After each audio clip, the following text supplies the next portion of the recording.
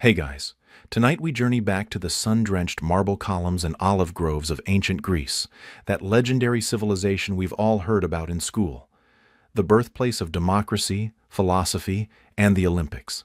The land of heroic warriors, brilliant thinkers, and architectural marvels that still take our breath away today. But forget everything you think you know from Hollywood movies and sanitized textbooks. The real ancient Greece was a brutal, unforgiving world where survival meant more than just avoiding the occasional Persian invasion. Before we settle in, take a moment to like the video and subscribe. But only if this kind of storytelling truly resonates with you. And in the comments, tell me where you're listening from and what time it is right now. It's always heartwarming to see how these quiet stories reach people from every corner of the world. Now, dim the lights. Maybe turn on a small fan for that soft hum in the background, and let's slip quietly into tonight's journey together. Picture this. You've just been transported back to Athens in the year 430 BCE. The golden age of Pericles is in full swing. The Parthenon gleams white against the azure sky, and the agora bustles with merchants, philosophers, and citizens debating the great questions of existence. It sounds like paradise, doesn't it? A civilization at its peak, where reason triumphs over superstition and human potential knows no bounds. But take a closer look. That gleaming marble temple was built by slaves who died by the thousands hauling massive stones up the Acropolis. Those philosophical debates in the agora, they're taking place while women are locked away in their homes, forbidden from participating in public life. That democracy everyone celebrates? It excludes 90% of the population, and those heroic warriors we admire, they're trained killers in a society where violence is not just accepted but glorified. The truth is, ancient Greece was a civilization built on contradictions so stark they would make your head spin. It was a world where the same people who invented democracy also practiced slavery on a massive scale, where the philosophers who preached about virtue and justice lived in a society that routinely exposed unwanted babies to die on mountainsides, where the artists who created timeless beauty also celebrated the most brutal forms of warfare and human sacrifice. Tonight, we're going to strip away the romantic veneer that centuries of Western education have painted over ancient Greece. We're going to explore what life was really like for ordinary people in this extraordinary civilization. We'll discover why your chances of surviving childhood were roughly 50-50, why a simple cut could kill you, and why even the wealthy lived in conditions that would horrify a modern homeless shelter. We'll walk through the streets of Athens and Sparta, visit the temples and theaters, explore the homes and workshops, and meet the real people who lived, loved, fought, and died in this ancient world. We'll see how they ate, how they worked, how they worshipped, and how they died. And by the end of our journey, you'll understand why ancient Greece, for all its achievements, was a place where you probably wouldn't last a week. Because the harsh reality is that ancient Greece was a world designed for a very specific type of person: free, male, wealthy, and born into the right family. If you didn't tick all those boxes, and statistically, you almost certainly wouldn't, your life would be a constant struggle against forces beyond your control. Disease, violence, poverty, and social oppression weren't occasional problems in ancient Greece. They were the default conditions of existence for the vast majority of the population. So let's begin our journey into this beautiful, terrible world. Let's discover why the cradle of Western civilization was also one of the most dangerous places in human history to try to stay alive. Your survival in ancient Greece began with a roll of the cosmic dice that happened before you even drew your first breath. The circumstances of your birth, your gender, your social class, your family's wealth, and even the city-state you were born in would determine not just your quality of life, but whether you would be allowed to live at all. Let's start with the most fundamental question. Would you even be permitted to survive your first day? In ancient Greece, infanticide wasn't just legal. It was considered a responsible parenting decision. Newborn babies weren't automatically granted the right to life. Instead, they had to earn it by meeting certain criteria that their parents, and sometimes the state, deemed acceptable. If you were born in Sparta, the most militaristic of the Greek city-states, your fate would be decided by a council of elders who examined you for physical defects. Any sign of weakness, deformity, or illness would result in your immediate death. You'd be taken to the Apothete, a chasm on Mount Taygetus, and left to die of exposure. The Spartans believed that only the strongest should survive to serve the state, and they were ruthlessly efficient in implementing this philosophy. But even if you passed the Spartan fitness test, your troubles were just beginning. Spartan boys who survived infancy were taken from their families at age 7 and enrolled in the agoge, a brutal military training program that would dominate the next 13 years of their lives. You'd be deliberately underfed to teach you to forage and steal. You'd sleep on beds of reeds that you had to gather yourself. You'd be beaten regularly to build your pain tolerance. And you'd be encouraged to fight other boys to establish dominance hierarchies. The mortality rate in the agoge was staggering. Many boys died from malnutrition, disease, or injuries sustained during training. Others were killed in the ritualized combat that was considered essential to Spartan education. Those who survived emerged as some of the most feared warriors in the ancient world, but the cost in human lives was enormous. If you were born female in Sparta, your situation was somewhat better than in other Greek city-states, but only marginally. Spartan women were expected to be physically fit so they could bear strong children for the state. You'd receive physical training, learn to read and write, and have more freedom of movement than women elsewhere in Greece. But your primary purpose was still to serve as a breeding machine for future warriors. In Athens, the situation was different, but no less dangerous. Athenian fathers had the legal right to decide whether their newborn children would live or die. This decision was usually made within the first few days of birth, before the child was formally named and accepted into the family. Factors that might lead to infanticide included physical deformities, signs of illness, the family's financial situation, and simple preference for male children. Female infanticide was particularly common in Athens and throughout the Greek world. Daughters were seen as economic burdens who would require expensive dowries when they married, and would then leave to join their husbands' families. Sons, on the other hand, would carry on the family name, inherit property, and care for their parents in old age. The result was a severely skewed gender ratio, with far more men than women in most Greek populations. If you were lucky enough to be born male and healthy in a wealthy Athenian family, your chances of survival improved dramatically, but you still faced significant risks. Infant mortality rates in ancient Greece were astronomical by modern standards. Roughly half of all children died before reaching their 5th birthday, victims of diseases that are easily treatable today but were death sentences in the ancient world. Diarrheal diseases were among the biggest killers of infants and young children. Without understanding of germ theory or proper sanitation, Greek families unknowingly exposed their children to deadly pathogens through contaminated water, spoiled food, and poor hygiene practices. A simple case of what we might call stomach flu could quickly lead to fatal dehydration in a small child. Respiratory infections were another major threat. The crowded, poorly ventilated homes where most Greeks lived were perfect breeding grounds for diseases like pneumonia and tuberculosis. Children's developing immune systems were particularly vulnerable to these infections, and without antibiotics or other modern treatments, recovery was largely a matter of luck. Even if you survived the dangerous early years, childhood in ancient Greece remained perilous. Accidents were common in a world without safety regulations or protective equipment. Children fell from rooftops, drowned in wells, were trampled by animals, or suffered burns from open fires.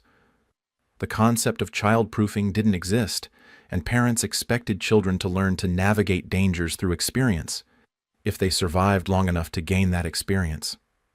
The social class you were born into would determine not just your material comfort, but your very identity as a human being. At the top of the social hierarchy were the citizens, free adult males who owned property and could trace their ancestry back to the founding families of their city-state.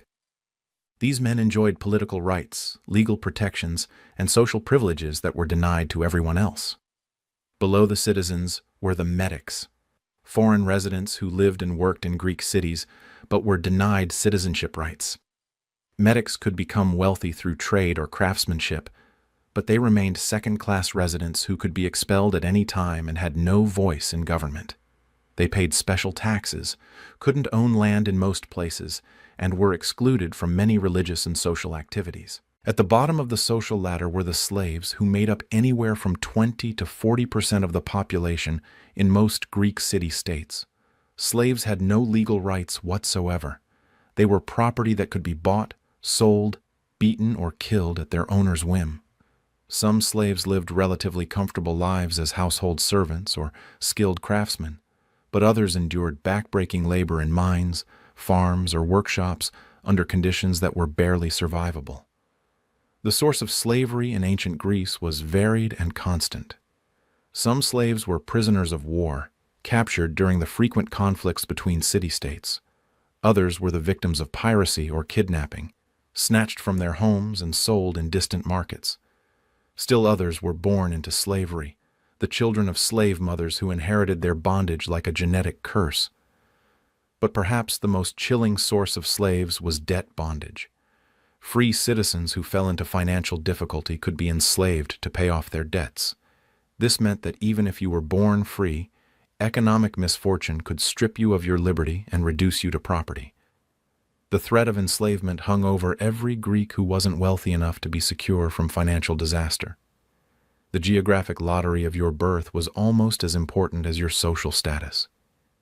Being born in Athens during its golden age gave you access to the most advanced civilization of the ancient world, with its philosophers, artists, and democratic institutions.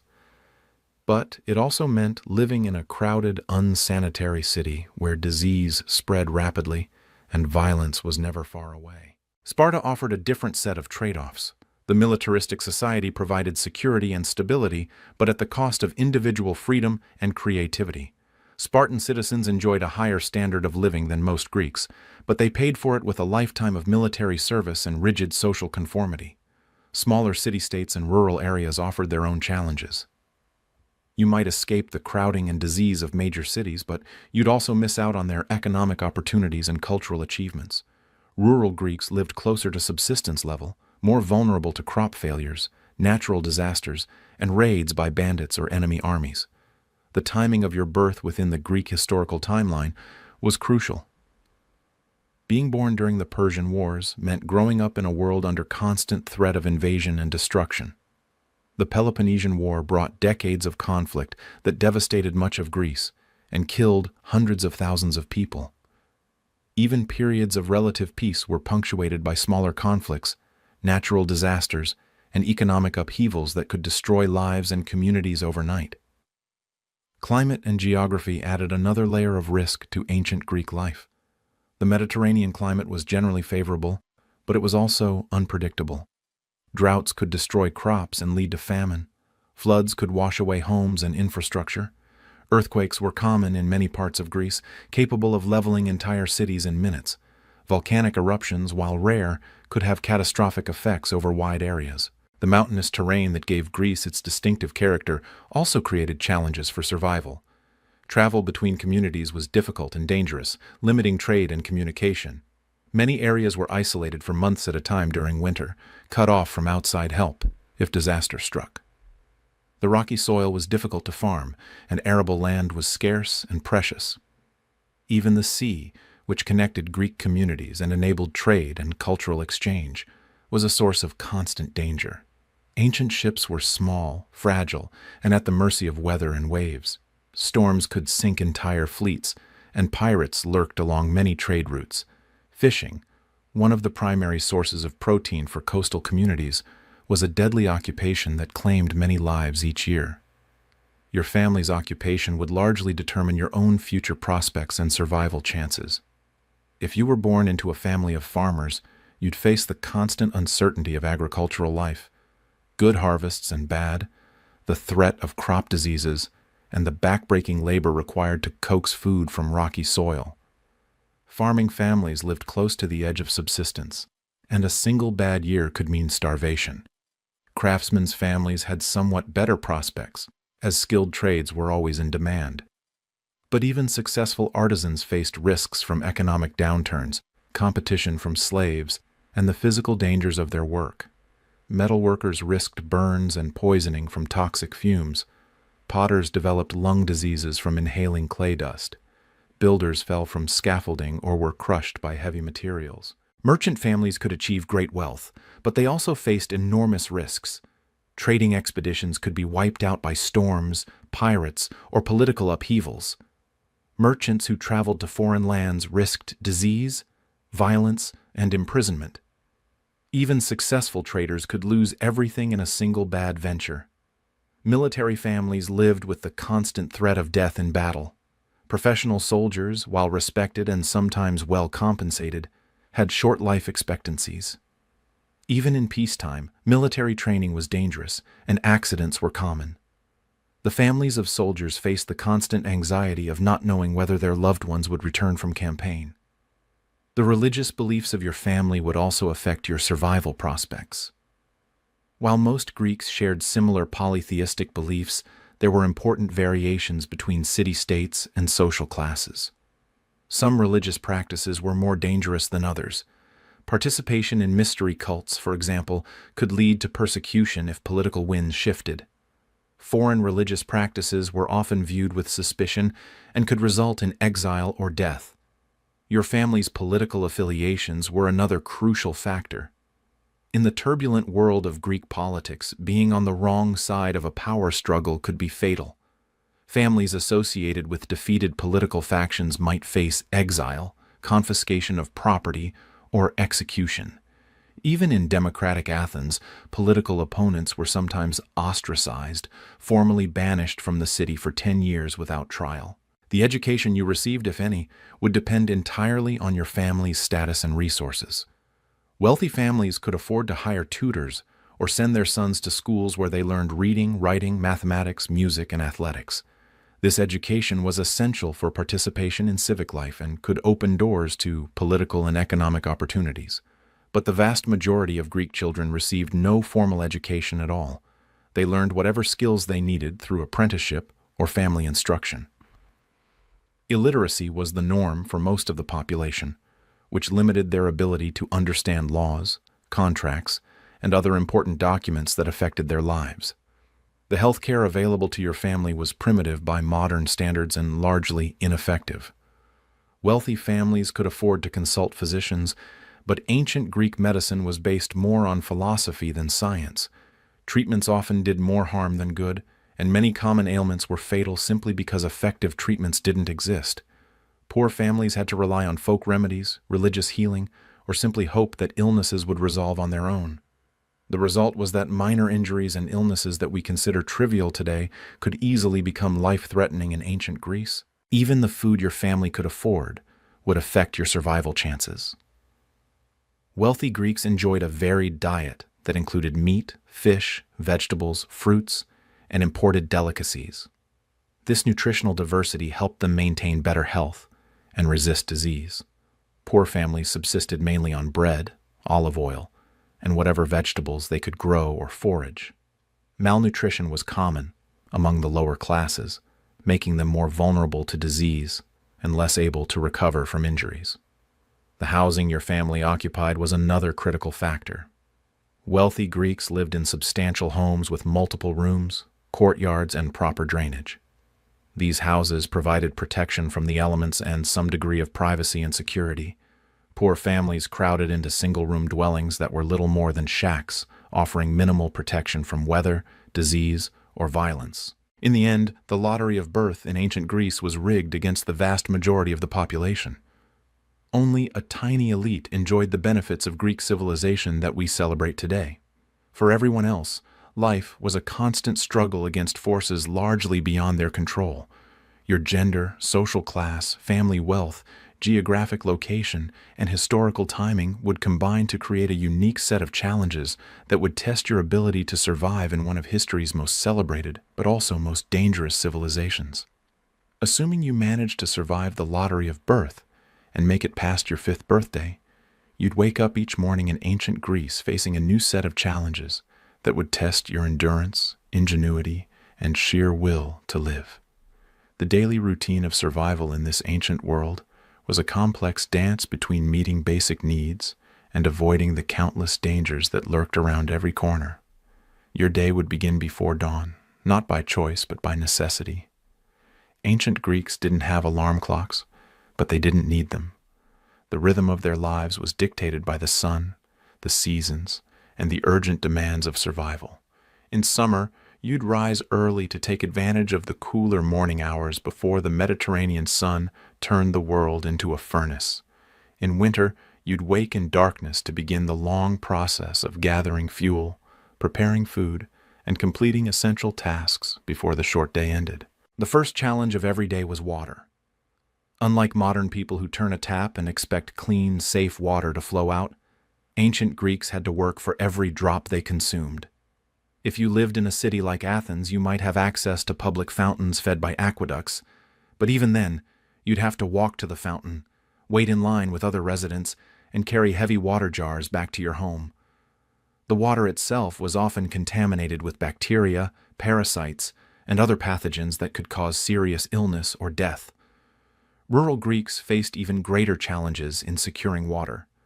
Wells were expensive to dig and maintain, and many families had to rely on rainwater collection or natural springs that might be miles from their homes. During dry seasons, water sources could disappear entirely, forcing people to travel ever greater distances or pay exorbitant prices for water brought by merchants. The quality of water was a constant concern. Ancient Greeks had no understanding of germ theory, but they knew from experience that some water sources were safer than others. They developed various methods for improving water quality, including boiling, filtering through cloth or sand, and adding wine or vinegar to kill harmful organisms. But these methods were time-consuming, expensive, and not always effective. Once you'd secured water for the day, your next challenge was food. The ancient Greek diet was far more limited and precarious than most people realize. The foundation of every meal was bread, but not the soft white bread we're familiar with today. Greek bread was made from barley or wheat flour that was often coarse, gritty, and mixed with various additives to stretch the grain supply. The bread was dense, hard, and sometimes barely edible, but it provided the calories needed to fuel a day of hard physical labor. Obtaining grain for bread was a constant struggle for most Greek families. Those who owned land had to work it themselves or supervise slaves and hired laborers. Farming in ancient Greece was backbreaking work performed with primitive tools. Plows were simple wooden implements that barely scratched the surface of the rocky soil. Harvesting was done by hand with sickles, and threshing required beating the grain with flails or having animals trample it. The agricultural calendar dominated rural life. Spring meant plowing and planting. Summer brought weeding and tending crops. Autumn was harvest time, and winter was for repairing tools and preparing for the next year's cycle. A single bad harvest could mean starvation, and crop failures were common due to drought, floods, pests, or plant diseases that ancient farmers had no way to prevent or treat. Urban Greeks who didn't farm had to purchase their grain from merchants, and prices could fluctuate wildly based on supply and demand. During times of shortage, grain prices could skyrocket beyond the reach of ordinary families. The Athenian government sometimes intervened to ensure grain supplies, but these efforts were often inadequate, and food riots were not uncommon during periods of scarcity. Beyond bread, the ancient Greek diet included olive oil, which was used for cooking, lighting, and personal hygiene. Olives were one of the few crops that grew well in the rocky, dry soil of Greece, but olive trees took years to mature and produce fruit. A family's olive grove was often their most valuable possession, passed down through generations, and carefully tended throughout the year. Vegetables were seasonal and often scarce. Greeks grew onions, garlic, leeks, cabbage, and various legumes when conditions permitted. But without modern preservation techniques, vegetables had to be consumed quickly after harvest, or they would spoil. Dried legumes could be stored for longer periods, but they required soaking and long cooking times that consumed precious fuel. Meat was a luxury that most Greeks could afford only on special occasions. Cattle were too valuable as work animals to be slaughtered regularly, and sheep and goats were more valuable for their milk and wool than their meat. When animals were slaughtered, it was usually as part of religious sacrifices, and the meat was distributed among the community. Fish was more common in coastal areas, but fishing was dangerous work, and fresh fish spoiled quickly in the Mediterranean heat. The process of preparing food was time-consuming and labor-intensive. Grain had to be ground into flour using hand-operated querns, heavy stone mills that required significant physical effort to operate. Cooking was done over open fires that had to be constantly tended and fed with fuel. Wood was scarce and expensive in many parts of Greece, so families often burned olive pits, dried dung, or whatever combustible materials they could find. Food storage was another constant challenge. Without refrigeration, most foods spoiled quickly, especially in the warm Mediterranean climate. Greeks developed various preservation techniques, including drying, salting, and fermentation, but these methods were not always reliable. Spoiled food was a common cause of illness and death, but hungry families often had little choice but to eat questionable provisions. The preparation and consumption of food was also governed by complex social and religious rules. Women were typically responsible for food preparation, but they were excluded from many social meals. Religious dietary restrictions affected what could be eaten and when.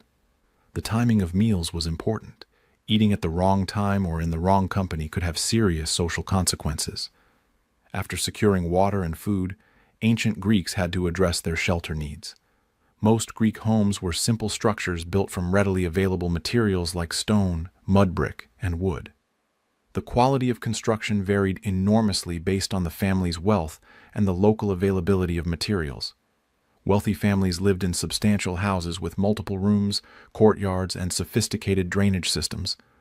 Poor families crowded into single-room dwellings that provided minimal protection from the elements. Maintaining a home in ancient Greece required constant effort and expense.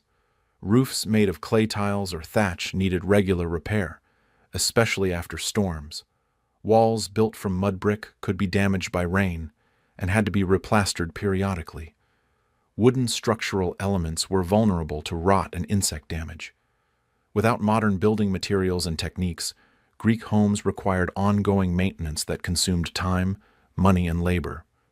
Heating and lighting were major challenges, especially during winter months. Most homes had a central hearth for cooking and warmth, but the smoke from these fires often filled the living spaces, causing respiratory problems and eye irritation. Oil lamps provided some light after dark, but olive oil was expensive, and most families went to bed shortly after sunset to conserve fuel. Furniture was minimal and crude by modern standards.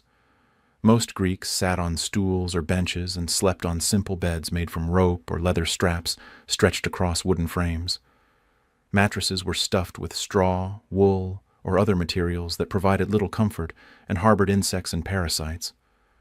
Storage was provided by large ceramic jars and wooden chests that offered some protection from rodents and moisture. Personal hygiene was a daily challenge that required significant time and effort.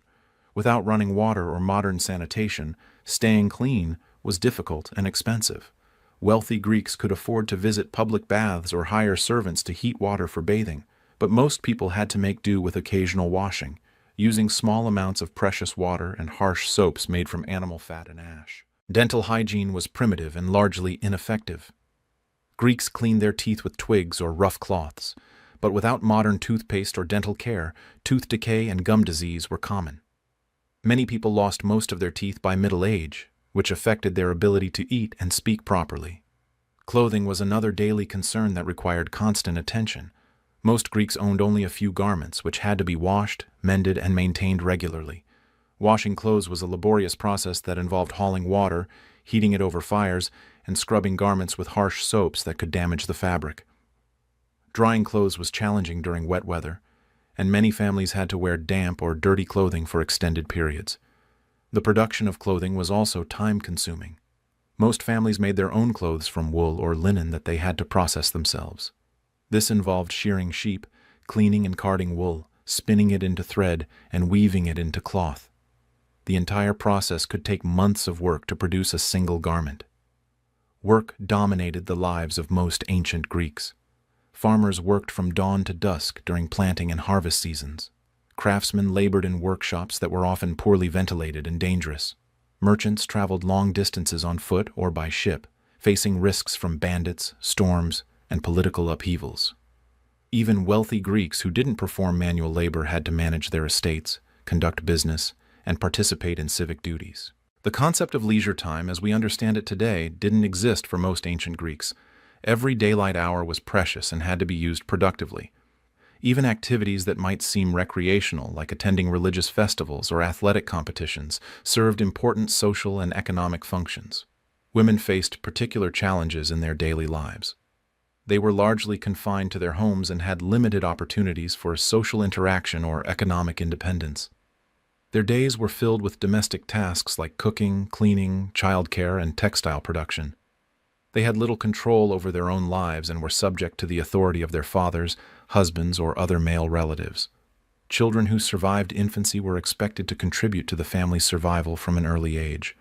Boys might help with farming or learn trades through apprenticeships.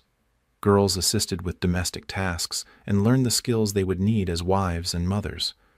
Formal education was available only to wealthy boys, and even then, it was limited in scope and duration. The elderly faced their own set of challenges. Without social security or retirement systems, old people had to rely on their families for support. Those without children or whose children had died often faced destitution. The physical demands of ancient life meant that many people were worn out by middle age and unable to continue working. Disease was a constant threat that could strike without warning. Ancient Greeks had no understanding of how diseases spread or how to prevent them. Epidemics could devastate entire communities, and even minor illnesses could become fatal without proper treatment.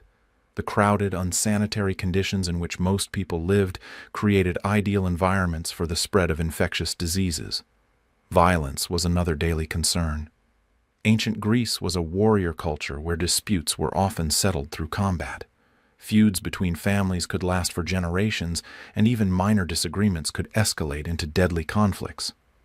The frequent wars between city-states meant that young men faced the constant possibility of being called up for military service, where death rates were extremely high. Natural disasters added another layer of uncertainty to daily life. Earthquakes were common in many parts of Greece and could destroy homes and infrastructure without warning. Droughts could ruin crops and lead to famine. Floods could wash away entire communities. Volcanic eruptions, while rare, could have catastrophic effects over wide areas. The legal system provided little protection for ordinary people. Justice was often arbitrary and corrupt, favoring the wealthy and powerful over the poor and weak. Slaves had no legal rights at all, and even free citizens could find themselves at the mercy of political enemies or corrupt officials. Economic instability was a constant threat. The ancient Greek economy was based primarily on agriculture and trade, both of which were subject to unpredictable fluctuations. A bad harvest, a disrupted trade route, or a political upheaval could destroy a family's livelihood overnight. There were no social safety nets to help those who fell on hard times. Despite all these challenges, ancient Greeks developed remarkable resilience and ingenuity in their daily struggle for survival. They created complex social networks that provided mutual support during times of crisis. They developed sophisticated techniques for agriculture, craftsmanship, and trade that allowed them to thrive in a difficult environment. They created art, literature, and philosophy that continue to inspire people today. But the price of these achievements was enormous. The daily grind of survival in ancient Greece was so demanding that most people had little time or energy for anything beyond meeting their basic needs. The civilization we admire today was built on the backs of countless individuals who lived lives of quiet desperation, struggling against overwhelming odds just to see another sunrise. In ancient Greece, your biggest enemy wasn't the Persian army or Spartan warriors. It was your own ignorance about the invisible world of disease and death that surrounded you every moment of every day. The Greeks, for all their philosophical brilliance and mathematical precision, lived in a medical dark age where the wrong treatment could kill you faster than the disease itself, and where the most basic understanding of health and hygiene was not just absent, but actively harmful. Imagine waking up with a fever in 5th century Athens. Your head pounds, your body aches, and you're burning up with heat. In our modern world, you might take some aspirin, drink fluids, and rest until you feel better. But in ancient Greece, your family would likely call for a physician who would examine your urine, feel your pulse, and then proceed to make you much, much worse. The dominant medical theory of the time was the doctrine of the four humors, developed by Hippocrates and later refined by other Greek physicians.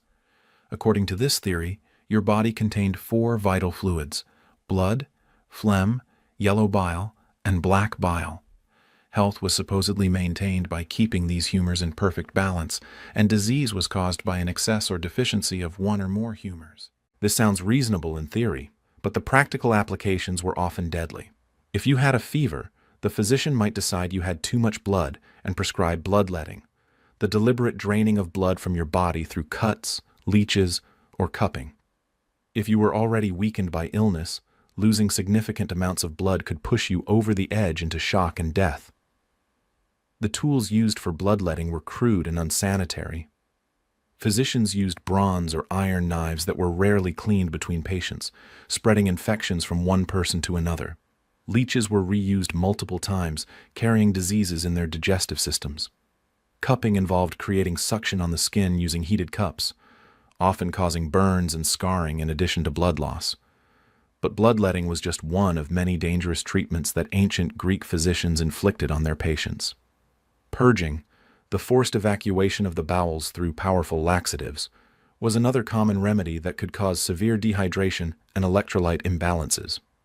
Vomiting was induced using various herbs and mechanical methods, further weakening patients who were already struggling with illness. The medications available to ancient Greek physicians were a mixture of genuine remedies and dangerous poisons. Some plant-based medicines did have therapeutic effects. Willow bark contained compounds similar to aspirin, and certain herbs had antimicrobial properties. But many treatments were based on superstition rather than observation, and physicians often prescribed substances that were actively harmful. Mercury was commonly used to treat various ailments, despite its extreme toxicity. Lead compounds were prescribed for stomach problems, causing lead poisoning that could result in brain damage and death. Arsenic was used as a general tonic, slowly poisoning patients over time. The line between medicine and poison was often non-existent. Surgical procedures in ancient Greece were particularly horrifying. Without anesthesia, antiseptics, or proper surgical instruments, operations were exercises in torture that few patients survived. The most common surgical procedure was trepanation, drilling holes in the skull to release evil spirits or relieve pressure on the brain. The mortality rate for this procedure was astronomical, and those who survived often suffered permanent brain damage. Amputations were performed with crude saws and knives, often in unsanitary conditions that guaranteed infection. Cauterization with red-hot irons was used to seal wounds, causing excruciating pain and often making infections worse.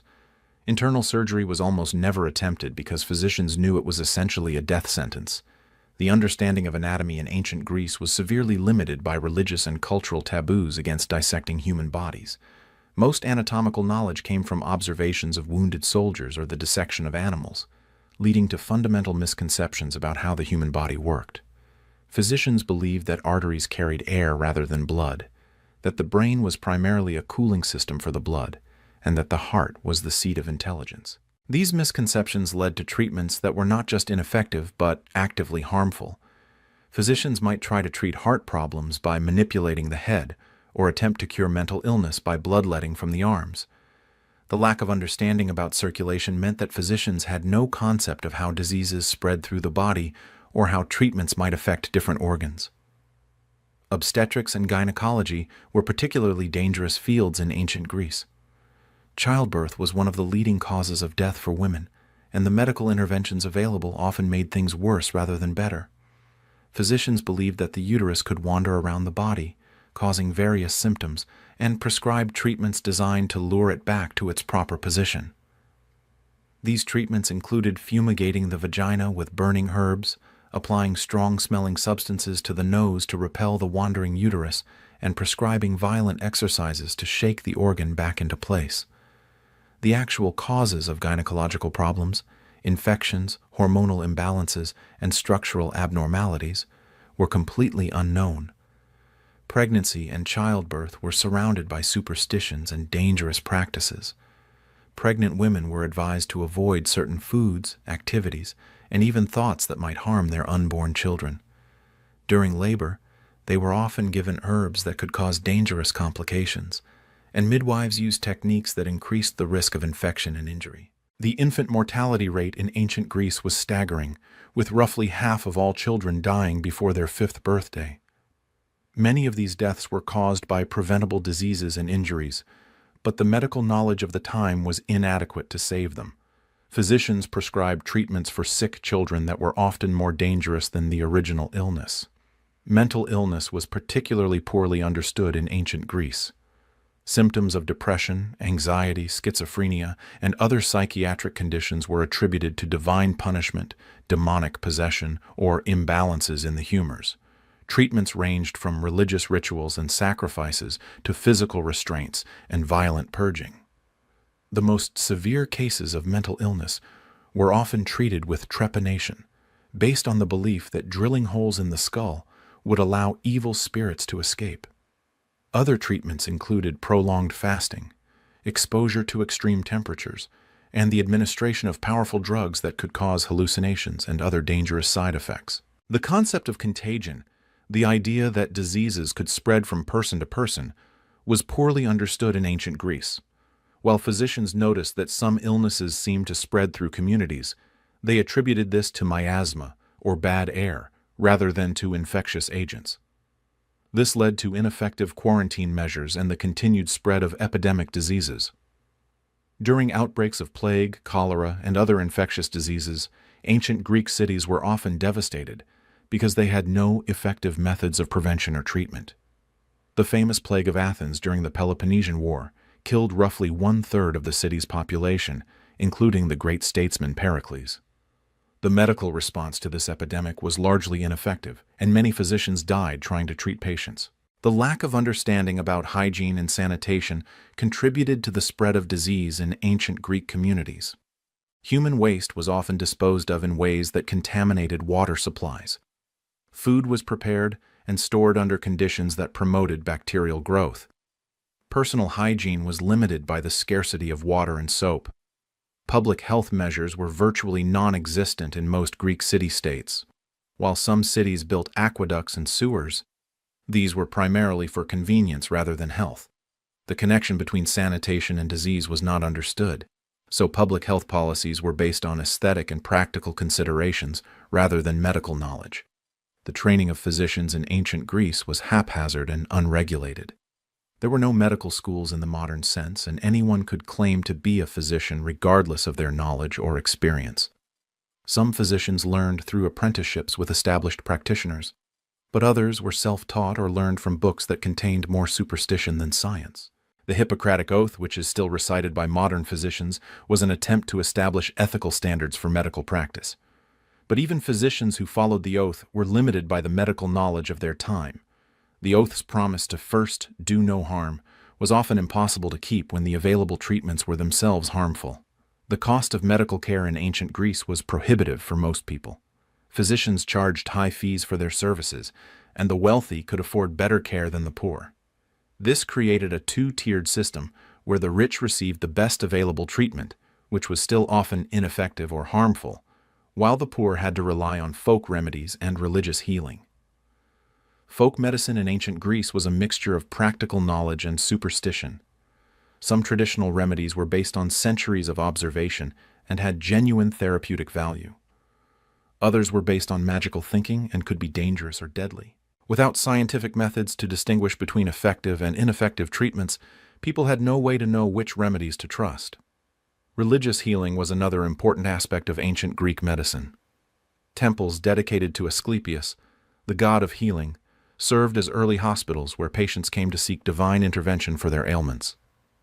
These temples provided a form of psychological support that may have had some therapeutic value, but they also promoted the idea that disease was caused by divine displeasure rather than natural causes. The practice of temple healing involved elaborate rituals, sacrifices, and periods of purification that were supposed to prepare patients to receive divine healing. Patients would sleep in the temple and hope to receive healing dreams from Asclepius. While some people may have experienced psychological benefits from these practices, they were no substitute for effective medical treatment. The pharmaceutical knowledge of ancient Greece was limited and often dangerous. While some plant-based medicines had genuine therapeutic effects, many others were useless or harmful. The preparation and dosing of medicines were imprecise, leading to cases of accidental poisoning or ineffective treatment. The concept of clinical trials or systematic testing of treatments was unknown in ancient Greece. Physicians relied on tradition, authority, and personal experience rather than scientific evidence. This meant that ineffective or harmful treatments could persist for generations without being challenged or improved. The lack of medical knowledge in ancient Greece had profound effects on society as a whole. High mortality rates meant that families were constantly dealing with death and loss. The inability to treat many diseases effectively meant that productive members of society were often disabled or killed in their prime. The fear of illness and death permeated every aspect of daily life. Women were particularly vulnerable to the medical ignorance of ancient Greece. Their reproductive health was poorly understood, and they faced enormous risks during pregnancy and childbirth. Many women died young from complications that would be easily treatable today, leaving behind orphaned children and grieving families. The elderly were also at great risk in a society with limited medical knowledge. Age-related conditions like arthritis, heart disease, and dementia were poorly understood and often attributed to moral failings or divine punishment. Older people who could no longer work were often abandoned by their families or left to die. Children faced their own unique medical challenges in ancient Greece. Childhood diseases that are now prevented by vaccines killed thousands of young people every year. Malnutrition was common among poor families, leading to stunted growth and increased susceptibility to disease. Child abuse and neglect were often overlooked or attributed to necessary discipline. The psychological impact of living in a world with such limited medical knowledge was enormous. People lived in constant fear of illness and death, never knowing when a minor injury or illness might prove fatal. This fear influenced every aspect of their lives, from their religious beliefs to their social relationships. The economic impact of medical ignorance was also significant. Families spent enormous amounts of money on ineffective treatments, often bankrupting themselves in desperate attempts to save sick relatives. The loss of productive workers to preventable diseases reduced economic output and prosperity. Despite these limitations, ancient Greek physicians did make some important contributions to medical knowledge. The Hippocratic writings established the principle that diseases had natural rather than supernatural causes. Greek physicians developed systematic methods of observation and record-keeping that laid the foundation for later medical advances. But for the ordinary person living in ancient Greece, these intellectual achievements provided little comfort. The reality was that medical care was expensive, often ineffective, and sometimes more dangerous than the original illness.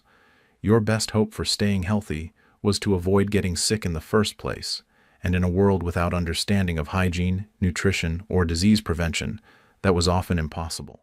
When most people think of ancient Greece, they picture the birthplace of democracy, where free citizens gathered in the agora to debate the great issues of the day and participate in the world's first experiment in self-government. This romantic vision has been drilled into us through centuries of Western education. But the reality of ancient Greek democracy was far more limited, exclusionary, and dangerous than most people realize. If you had been transported to democratic Athens at its height, you would have discovered that this celebrated system of government was designed to benefit a tiny elite while systematically oppressing the vast majority of the population. Let's start with the most fundamental misconception about Athenian democracy: who was actually allowed to participate. When we hear that Athens was a democracy, we imagine a system where all residents had a voice in government. The reality was shockingly different. Out of a total population of roughly 250,000 people in 5th century Athens, only about 30,000 were eligible to participate in democratic institutions. That's roughly 12% of the population, and even that number is generous. To be a citizen in Athens, you had to meet several strict criteria. First, you had to be male. Women, who made up roughly half the population, were completely excluded from political life. They couldn't vote, hold office, speak in the assembly, or even attend most public meetings. They were considered perpetual minors under the law, subject first to their fathers and then to their husbands, with no independent legal existence. Second, you had to be born to Athenian parents. This wasn't just a matter of being born in Athens. Both your mother and father had to be citizens themselves. This requirement, established by Pericles in 451 BCE, immediately excluded thousands of people who had been born and raised in Athens but whose parents came from other cities. These people, called metics, could live and work in Athens, but they had no political rights whatsoever. Third, you had to be free. Slaves, who made up anywhere from 20 to 40% of Athens' population, were considered property rather than people under the law. They had no rights, no legal protections, and no voice in the government that ruled over them. Many of these slaves were Greeks from other city-states who had been captured in war or sold into bondage to pay debts. Fourth, you had to be an adult male over 18 years old. This excluded all children and adolescents, who made up a significant portion of the population in a society with high birth rates and short life expectancies. When you add up all these exclusions, women, metics, slaves, and children, you realize that Athenian democracy was actually a system where a small minority of privileged men made decisions for everyone else. It would be more accurate to call it an oligarchy than a democracy, despite the participation of thousands of citizens in political institutions. But even among those who were technically eligible to participate in democracy, practical barriers prevented many from actually doing so. The Athenian assembly met roughly 40 times per year, usually during the morning hours when working people needed to earn their daily bread. Farmers who lived outside the city couldn't afford to travel to Athens for every meeting, especially during planting and harvest seasons when their presence was essential on their land. Craftsmen and laborers faced similar challenges. Taking time off work to attend political meetings meant losing income that their families desperately needed. Only the wealthy could afford to participate regularly in democratic institutions because they didn't need to work for a living and could hire others to manage their affairs while they engaged in politics. Pericles attempted to address this problem by introducing pay for jury service and some other civic duties, but the amounts were small and didn't fully compensate working people for their lost wages. The result was that political participation remained concentrated among the upper classes, even though the system was theoretically open to all citizens. The physical requirements of democratic participation also excluded many people. The assembly met in an outdoor theater on the Panax Hill, which could accommodate only about 6,000 people. On important occasions, more citizens might want to attend than could physically fit in the space. Priority was given to those who arrived early, which again favored people who didn't have to work for a living. The debates in the assembly were conducted without amplification, so speakers had to have strong voices and good projection to be heard by the crowd. This favored people who had received rhetorical training. Again, primarily the wealthy who could afford education. Poor citizens might attend the assembly, but they were unlikely to influence the proceedings through their own speeches. The complexity of many political issues also created barriers to meaningful participation. Decisions about military strategy, foreign policy, taxation, and legal matters required knowledge and experience that most ordinary citizens lacked. Wealthy citizens who had received extensive education and had experience in business or military affairs were much better equipped to understand and debate these issues. This created a system where democratic participation was theoretically open to all citizens, but practically dominated by an educated elite. The voices of farmers, craftsmen, and laborers were rarely heard in political debates, even though they made up the majority of the citizen population. The Athenian system of ostracism provides a perfect example of how democracy could be manipulated by the elite to serve their own interests. Once a year, citizens could vote to exile one of their fellow citizens for 10 years without trial or explanation. This was supposedly a way to prevent tyranny by removing potentially dangerous individuals from the city. In practice, ostracism became a tool for political factions to eliminate their rivals. Wealthy and influential citizens would organize campaigns to ostracize their opponents, using their resources and connections to mobilize voters. The process was often based on personal animosity, political rivalry, or simple jealousy, rather than any genuine threat to democracy. The most famous victim of ostracism was probably Aristides, known as the Just for his reputation for fairness and integrity. According to legend, he was ostracized partly because people were tired of hearing him called the Just. This story, whether true or not, illustrates how the democratic process could be used to punish virtue rather than vice. The legal system in democratic Athens was equally problematic. While citizens had the right to a trial by jury, the juries were large, often 500 or more people, and untrained in legal matters. Trials were decided not by careful examination of evidence, but by the persuasive power of the speakers involved. Wealthy defendants could hire professional speechwriters and skilled orators to present their cases, while poor defendants had to represent themselves. The result was a system where justice often depended more on rhetorical skill and financial resources than on guilt or innocence. The penalties imposed by Athenian courts could be severe and arbitrary. Citizens could be executed, exiled, or stripped of their property based on the whims of large juries who were influenced more by emotion than by evidence. The trial of Socrates, who was executed for allegedly corrupting the youth in impiety, is perhaps the most famous example of how democratic justice could go wrong. The economic policies of democratic Athens also favored the wealthy at the expense of the poor. The city's empire was built on tribute extracted from subject cities, and much of this wealth flowed to the upper classes who controlled trade and manufacturing. Public works projects like the Parthenon provided some employment for ordinary citizens, but they were funded by imperial tribute rather than progressive taxation. The wealthy were expected to contribute to public expenses through a system called liturgies, where rich citizens funded festivals, military expeditions, and other public activities. While this system did redistribute some wealth, it was voluntary and often used by the wealthy to gain political influence and social prestige. The poor, meanwhile, received little direct benefit from Athens' imperial wealth. They might find employment on public works projects or in the navy, but their wages were low and their working conditions were often dangerous. The majority of Athenians remained poor, despite living in the richest and most powerful city in Greece. The military system of democratic Athens was also deeply unequal. Wealthy citizens served as cavalry or heavy infantry, roles that brought honor and political influence. Poor citizens served as light infantry or rowers in the navy, positions that were essential to Athens' military success, but carried less prestige. The burden of military service fell disproportionately on the poor, who couldn't afford to hire substitutes or avoid service through political connections.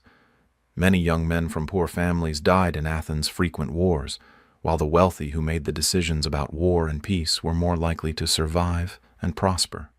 The treatment of women in democratic Athens was particularly shocking by modern standards.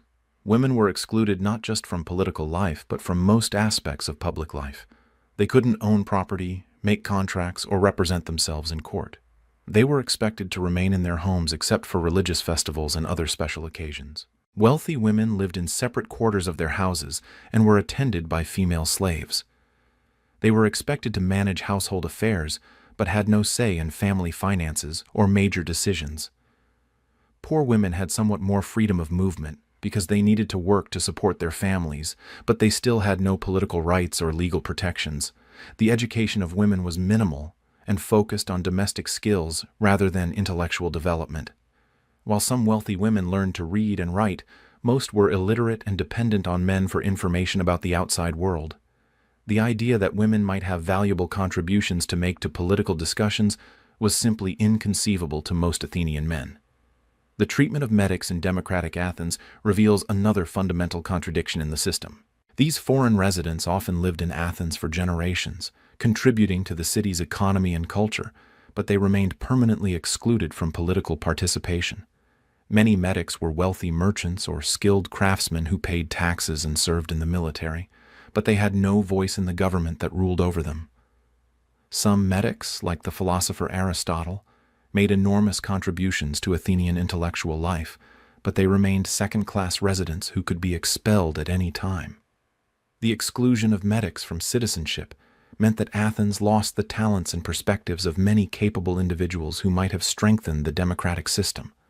The institution of slavery was perhaps the greatest contradiction in Athenian democracy. A system that celebrated freedom and self-government was built on the labor of people who had no freedom at all. Slaves worked in homes, workshops, farms, and mines, producing the wealth that allowed citizens to participate in political life. The treatment of slaves in Athens varied widely depending on their owners and their occupations. Household slaves might be treated relatively well and could sometimes earn or purchase their freedom.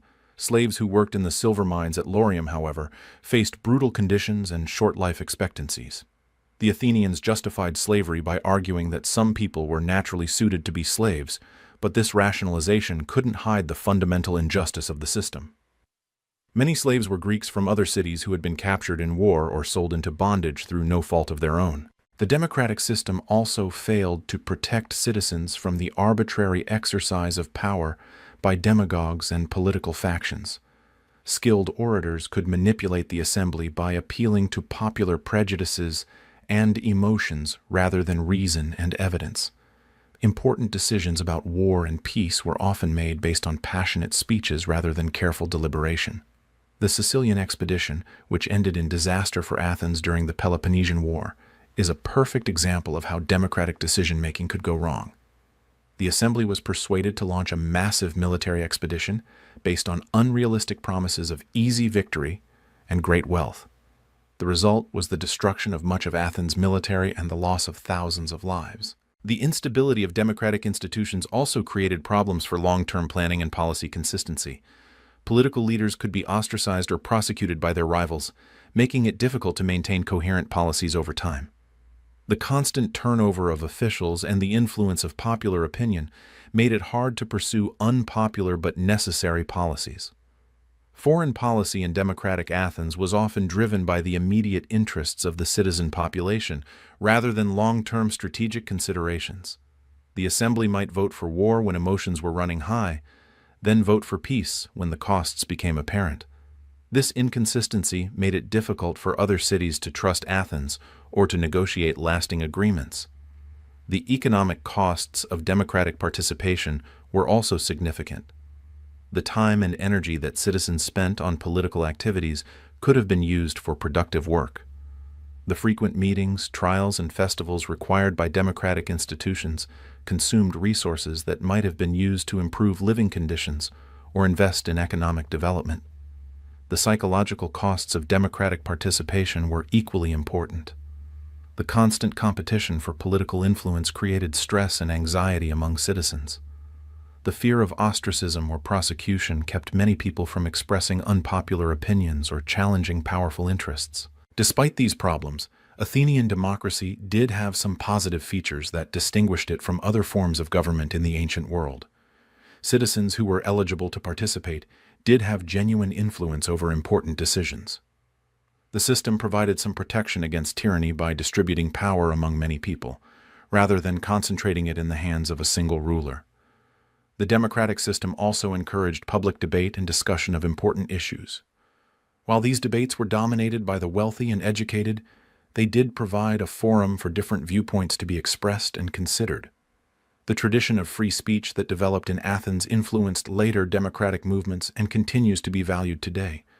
The cultural achievements of democratic Athens, its art, literature, philosophy, and architecture, were partly enabled by the political freedom that democracy provided. The questioning spirit that characterized Athenian intellectual life was connected to the democratic tradition of debate and discussion.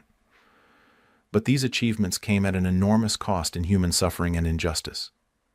The democracy that we celebrate today was built on the exclusion and oppression of the majority of the population. The freedom that Athenian citizens enjoyed was purchased with the slavery and subjugation of others. If you had been transported to democratic Athens, your experience would have depended entirely on your gender, social status, and family background. If you were a wealthy male citizen, you might have enjoyed the intellectual stimulation and political influence that democracy provided. But if you were a woman, a slave, a medic, or a poor citizen, you would have found yourself excluded from the very system that claimed to represent the will of the people. The lesson of Athenian democracy is not that democracy is inherently flawed, but that democratic institutions can be designed in ways that serve the interests of a privileged minority while excluding the majority of the population. The challenge for any democratic society is to ensure that political participation is genuinely open to all people, not just those who have the time, resources, and social status to take advantage of it. Ancient Greece was a civilization perpetually at war, where violence wasn't an aberration but the natural state of affairs. If you had lived in this world, you would have discovered that warfare wasn't just something that happened to other people in distant lands. It was a constant presence that shaped every aspect of daily life, from the food you ate, to the gods you worshipped, to the very survival of your family and community. The Greek world was divided into hundreds of independent city-states, each fiercely protective of its autonomy and constantly competing with its neighbors for resources, territory, and prestige. These weren't occasional conflicts that erupted every few decades.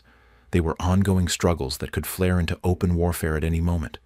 A dispute over grazing rights, a trade disagreement, or a perceived insult could escalate into a war that would devastate entire regions and kill thousands of people. If you were a male citizen in ancient Greece, military service wasn't optional. It was a fundamental obligation that came with citizenship. From the moment you reached adulthood, you were expected to be ready to fight and die for your city-state. This wasn't a professional army where soldiers were paid and trained full-time. Instead, it was a citizen militia where farmers, craftsmen, and merchants were expected to drop their tools, pick up their weapons, and march off to war whenever their city called. The primary military formation in ancient Greece was the phalanx, a tightly packed formation of heavily armed infantry called hoplites. If you were wealthy enough to afford the necessary equipment, a bronze helmet, breastplate, greaves, shield, and spear, you would take your place in the front ranks of this formation. The phalanx was devastatingly effective when it worked properly, but it required incredible discipline, training, and courage to maintain. Imagine standing shoulder to shoulder with your neighbors, holding a heavy bronze shield on your left arm and a long spear in your right hand.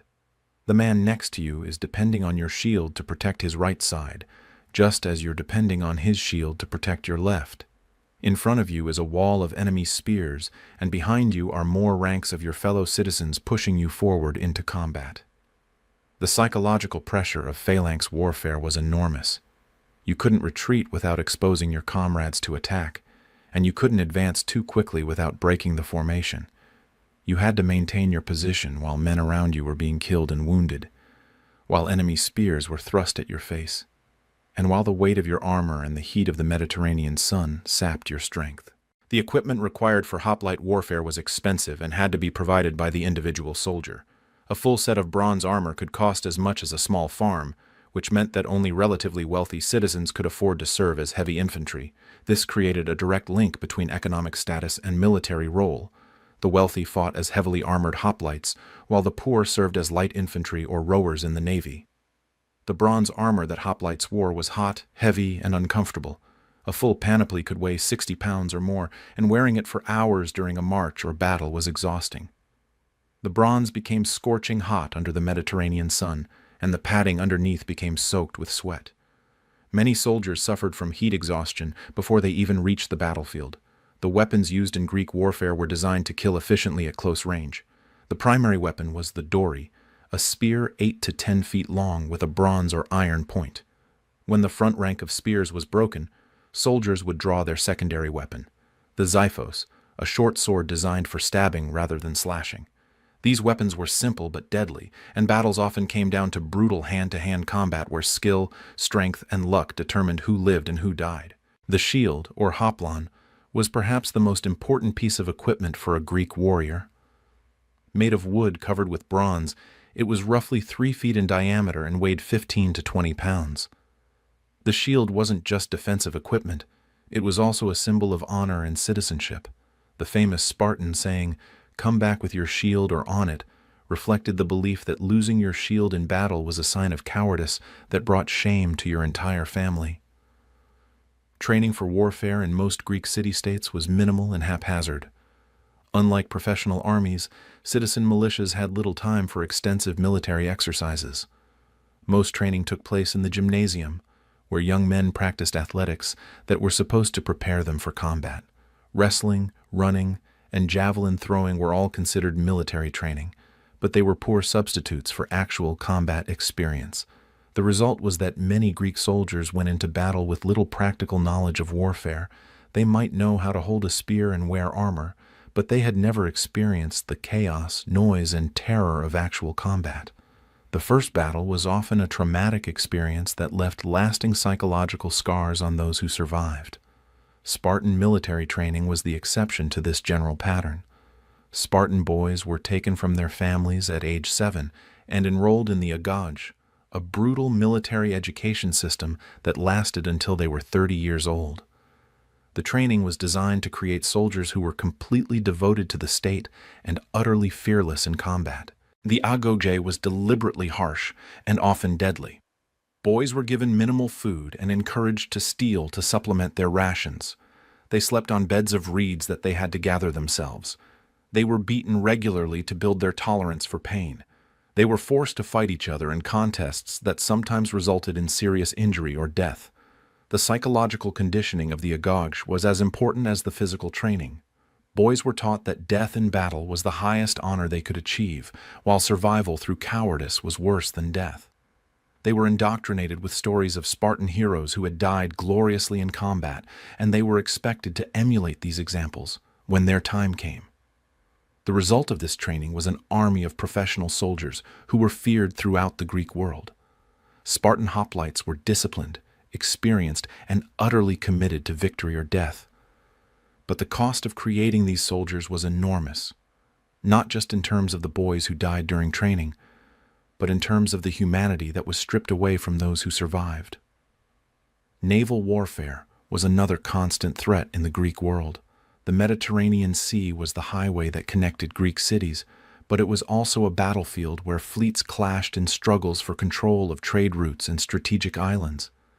If you lived in a coastal city, you might be called upon to serve as a rower in the Navy, a role that was just as dangerous as fighting on land. The primary warship of the ancient Greek world was the trireme, a sleek vessel powered by 170 rowers arranged in 3 tiers. These ships were designed for ramming enemy vessels, using a bronze-sheathed prow to punch holes in enemy hulls. Naval battles were fast-paced affairs where skill, timing, and luck determined the outcome. Serving as a rower on a trireme was exhausting and dangerous work. The rowers sat on benches in the cramped interior of the ship, pulling heavy oars in perfect synchronization for hours at a time. The work was so demanding that rowers could only maintain top speed for short periods before becoming exhausted. During battle, rowers were trapped below deck with no way to see what was happening around them. They had to trust their officers to navigate the ship safely while they focused on maintaining the rhythm that kept the vessel moving. If the ship was rammed or sunk, many rowers would be trapped below deck and would drown before they could escape. The weapons used in naval warfare were designed to disable enemy ships and kill their crews. In addition to ramming, Greek warships carried marines who would board enemy vessels and fight hand-to-hand combat on the crowded decks. Archers would shoot fire arrows to set enemy ships ablaze, while others would throw pots of burning oil or other incendiary materials. The psychological stress of naval warfare was different from land combat, but equally intense. Sailors had to deal with the constant threat of drowning, the claustrophobic conditions below deck, and the knowledge that they were completely dependent on their ship for survival. A single mistake by the helmsman, or a lucky shot by the enemy, could send the entire crew to the bottom of the sea. Siege warfare was perhaps the most brutal and prolonged form of combat in the ancient Greek world. When cities were attacked, the defenders would retreat behind their walls and prepare for a siege that could last for months or even years. These sieges were wars of attrition, where starvation, disease, and despair were often more deadly than enemy weapons. If you lived in a city under siege, you would face a slow descent into hell. Food supplies would be rationed and then exhausted entirely. Wells would be poisoned or run dry. Disease would spread through the crowded population as sanitation systems broke down. The weak, children, the elderly, and the sick would die first, but eventually even the strongest would succumb to hunger and disease. The attackers faced their own challenges during a siege. They had to maintain their army in the field for extended periods, keeping soldiers fed and equipped while they waited for the defenders to surrender. They were vulnerable to disease outbreaks in their camps, attacks by relief forces, and the simple exhaustion that came from months of military campaigning. Siege engines were used to break down city walls or terrorize the defenders. Catapults could hurl stones or incendiary materials over the walls, while battering rams could smash through gates or weak points in the fortifications. But these weapons were crude and often ineffective, and many sieges were decided by starvation rather than assault. The aftermath of a successful siege was often horrific. Cities that had resisted were frequently sacked, with the population killed or enslaved and the buildings destroyed. This wasn't just military strategy. It was psychological warfare designed to discourage other cities from resisting. The threat of total destruction was often enough to convince cities to surrender without a fight. Mercenary warfare became increasingly common in the later periods of Greek history, as city-states hired professional soldiers to supplement their citizen militias. These mercenaries were often more skilled and experienced than citizen soldiers, but they were also more expensive and less reliable. Mercenary armies might switch sides if offered better pay, or they might turn to banditry if their employers couldn't pay them. The rise of mercenary warfare changed the nature of Greek military culture.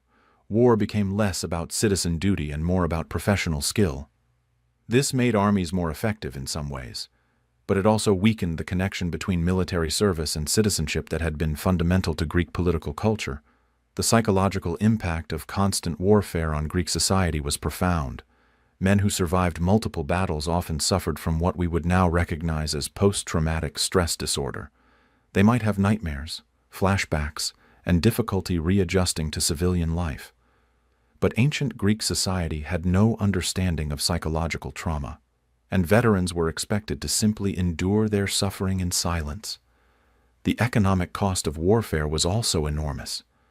Military campaigns required enormous resources: weapons, armor, food, ships, and pay for soldiers. These costs were borne by the entire community through taxes, tribute, and forced contributions. The constant drain of resources for military purposes meant that less was available for economic development, public works, and improving living conditions. The social disruption caused by warfare was equally significant.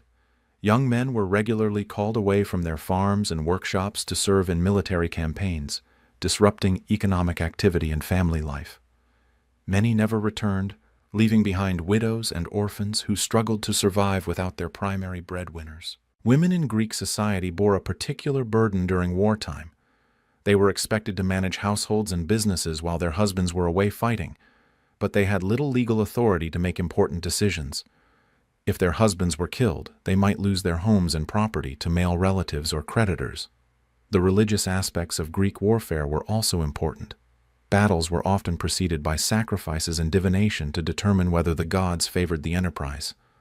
Soldiers carried religious symbols and amulets for protection, and victories were attributed to divine favor rather than human skill or luck. The gods of war, Ares, Athena, and others, were among the most important deities in the Greek pantheon. Temples were built to honor them, and festivals were held to celebrate military victories. The glorification of warfare in Greek religion reinforced the cultural values that made constant conflict seem natural and inevitable. The treatment of prisoners of war in ancient Greece was harsh and often fatal. Captured soldiers might be executed immediately, sold into slavery, or held for ransom if they were wealthy enough to be worth keeping alive. There were no international laws governing the treatment of prisoners, and their fate depended entirely on the mercy of their captors. The impact of warfare on Greek art and literature was profound. Epic poems like the Iliad celebrated the heroic aspects of combat, while acknowledging its tragic costs. Tragic dramas explored the psychological and social consequences of war, while historical works attempted to understand the causes and patterns of conflict. But these artistic treatments of warfare often romanticized combat and emphasized honor and glory rather than the brutal realities of killing and dying. The cultural celebration of military heroism encouraged young men to seek glory in battle, perpetuating the cycle of violence that characterized Greek civilization. The legacy of Greek military culture influenced later civilizations and continues to shape our understanding of warfare today. The concept of the citizen soldier, the importance of discipline and training, and the connection between military service and political rights all have their roots in ancient Greek practice. But the cost of this military culture was enormous in human terms. Thousands of young men died in battles that often accomplished little beyond satisfying the pride and ambition of their leaders. Entire cities were destroyed, populations were enslaved, and regions were devastated by conflicts that could have been avoided through diplomacy and compromise. If you had lived in ancient Greece, you would have grown up in a world where violence was not just accepted but celebrated. You would have been expected to be ready to kill and die for your city-state, regardless of whether you believed in the cause or understood the issues at stake. Your survival would have depended not just on your own skill and courage, but on the decisions of leaders who might send you to your death for reasons that had nothing to do with your own interests or welfare. The warrior culture of ancient Greece produced some of the most famous military victories in history, but it also created a society where human life was cheap, and violence was the preferred solution to most problems. For all its achievements in art, philosophy, and politics, ancient Greece remained a civilization where the sword was often mightier than the pen, and where the price of glory was measured in blood.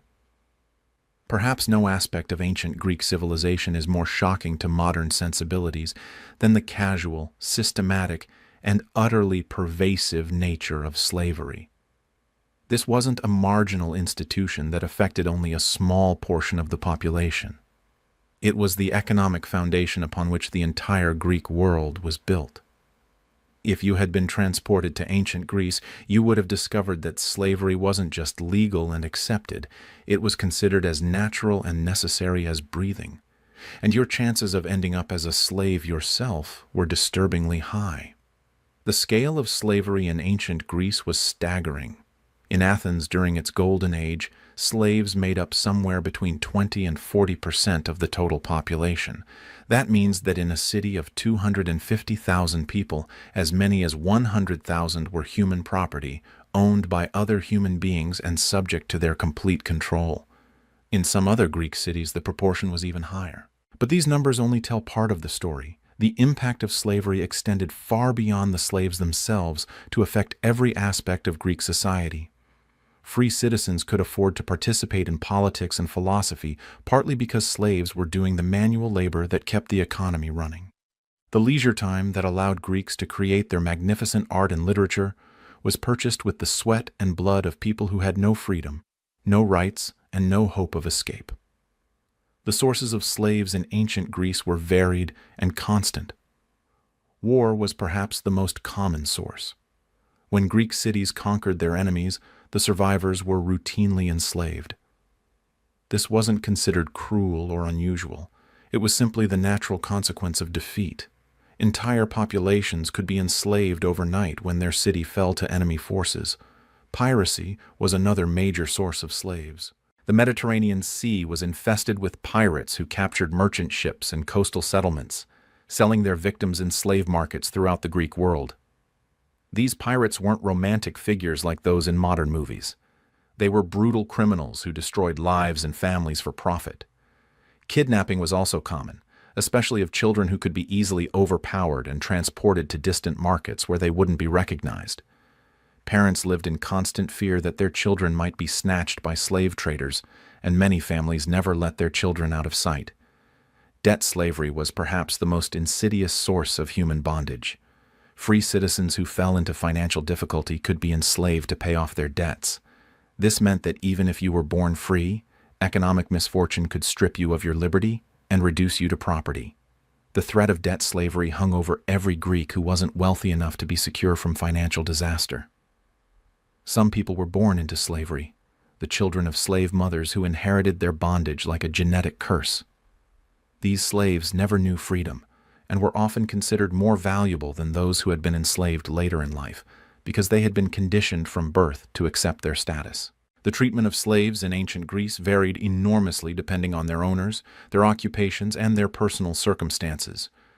Some household slaves lived relatively comfortable lives, trusted with important responsibilities and treated almost like family members. These fortunate few might eventually earn or purchase their freedom and become productive members of society. But for every pampered household slave, there were dozens of others who endured conditions that were barely survivable. Agricultural slaves worked in the fields under the blazing Mediterranean sun, often chained together to prevent escape. They were given minimal food and shelter, worked from dawn to dusk, and were frequently beaten to maintain discipline. The worst fate of all awaited slaves who were sent to work in the mines. The silver mines at Laurium, which provided much of Athens' wealth, were worked by thousands of slaves who labored in horrific conditions deep underground. These mines were hot, poorly ventilated, and extremely dangerous. Cave-ins, floods, and toxic gases killed workers regularly, and the life expectancy of a mining slave was measured in months rather than years. The slaves who worked in the mines were chained to prevent escape and were never allowed to see daylight except when they were brought up to dispose of their bodies. They worked naked in narrow tunnels, crawling on their hands and knees to extract ore from the rock face. Many developed lung diseases from breathing rock dust, while others were crushed by falling rocks or drowned in underground floods. The psychological impact of slavery was as devastating as the physical abuse. Slaves were constantly reminded that they were property rather than people. They could be bought, sold, beaten, or killed at their owner's whim. They had no legal rights, no protection from abuse, and no hope of justice if they were mistreated. Female slaves faced additional horrors. They were routinely sexually abused by their owners and had no legal recourse. Any children they bore became the property of their masters, and slave mothers could be separated from their children at any time. Many female slaves were forced into prostitution, working in brothels where they were subjected to violence and disease. The legal status of slaves in ancient Greece was clear and unambiguous. They were property, not people. They could be bought and sold like livestock, and their owners had absolute power over them. Killing a slave was considered destruction of property rather than murder, and the penalty was usually just financial compensation to the owner. Slaves could not own property, make contracts, or testify in court except under torture. The Greeks believed that slaves would only tell the truth if they were being tortured, which tells us something about how they viewed the character and reliability of enslaved people. This legal framework made it virtually impossible for slaves to protect themselves from abuse or to seek redress for wrongs committed against them. The economic importance of slavery to ancient Greek civilization cannot be overstated. Slaves provided the labor that built the temples, roads, and public buildings that we admire today. They worked in the workshops that produced the pottery, metalwork, and textiles that made Greek cities wealthy. They rowed the ships that carried Greek trade throughout the Mediterranean. In Athens, the silver mines worked by slaves provided the wealth that funded the city's golden age. The tribute that Athens extracted from its empire was largely paid for by the labor of enslaved people. The leisure time that allowed Athenian citizens to participate in democracy and philosophy was made possible by slave labor that freed them from the need to work for a living. The Parthenon, that symbol of Greek achievement and democracy, was built largely by slave labor. The marble was quarried by slaves, transported by slaves, and carved by slaves under the supervision of free craftsmen. The irony is inescapable. The temple that celebrated Athenian freedom was constructed by people who had no freedom at all. The intellectual justification for slavery in ancient Greece was provided by philosophers who are still revered today. Aristotle, one of the greatest thinkers in human history, argued that some people were natural slaves who were better off being owned by others than trying to live independently. He claimed that slaves lacked the rational capacity for self-governance and were happier when directed by their superiors. This philosophical justification for slavery wasn't just academic theorizing. It had real-world consequences. It provided a moral framework that allowed Greeks to enslave millions of people without feeling guilty about it. If slavery was natural and beneficial for the slaves themselves, then there was no reason to question the institution or work to abolish it. The religious aspects of slavery in ancient Greece were equally troubling. Slaves were often dedicated to temples and worked as sacred prostitutes or temple servants. Some religious festivals included the ritual abuse of slaves, and the gods were believed to approve of slavery as part of the natural order. The treatment of slaves in different Greek cities varied somewhat, but nowhere were they treated as equals to free citizens. Sparta had a unique system of slavery called helatry, where the conquered population of Messenia was enslaved to serve the Spartan state. These helots outnumbered their Spartan masters by a ratio of 7-1, creating a constant threat of rebellion that shaped Spartan society. The Spartans dealt with this threat through systematic terrorism. They declared war on the helots every year, which legally allowed them to kill any helot without penalty. Young Spartan men were encouraged to hunt and kill helots as part of their military training. This state-sponsored terrorism was designed to keep the helot population cowed and prevent organized resistance. The economic specialization that slavery allowed was one of the factors that made Greek civilization so advanced. Because slaves could be assigned to specific tasks and trained to perform them efficiently, Greek cities could develop sophisticated industries and crafts. The division of labor that slavery made possible contributed to the economic prosperity that funded Greek achievements in art, architecture, and literature. But this economic advantage came at an enormous human cost. Millions of people were denied the opportunity to develop their own talents and pursue their own goals. The potential contributions that these enslaved people might have made to human civilization were lost forever, sacrificed to maintain a system that benefited only a small elite. The resistance of slaves to their bondage was constant, but usually futile. Individual slaves might try to escape, but they faced enormous obstacles. They had no legal identity, no money, and no safe haven where they could hide. Recaptured slaves faced brutal punishment, including torture, mutilation, and death. Organized slave rebellions were rare but not unknown. The most famous was the revolt of the Helots in Sparta, which required years of warfare to suppress. These rebellions were usually crushed with extreme violence, and the survivors faced punishments designed to deter future uprisings. The psychological impact of slavery on free Greeks was also significant.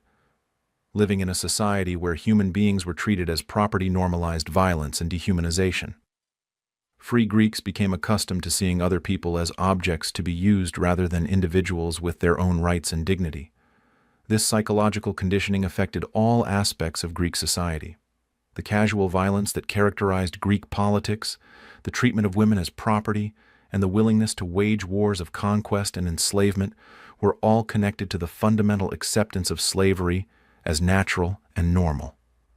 The economic dependence on slave labor also made Greek society vulnerable to disruption. When slave supplies were interrupted by wars or other factors, entire industries could collapse. The need to constantly acquire new slaves drove much of the warfare and piracy that plagued the Mediterranean world. The manumission of slaves, the process by which they could gain their freedom, was possible but difficult. Some slaves could purchase their freedom if they were allowed to earn money, while others might be freed by grateful masters. But manumission was relatively rare, and even freed slaves faced discrimination and legal restrictions that limited their opportunities. The children of freed slaves, called freedmen, had somewhat better prospects but still faced social prejudice. They could never fully escape the stigma of their slave origins, and they were excluded from many aspects of civic life that were reserved for citizens of free birth.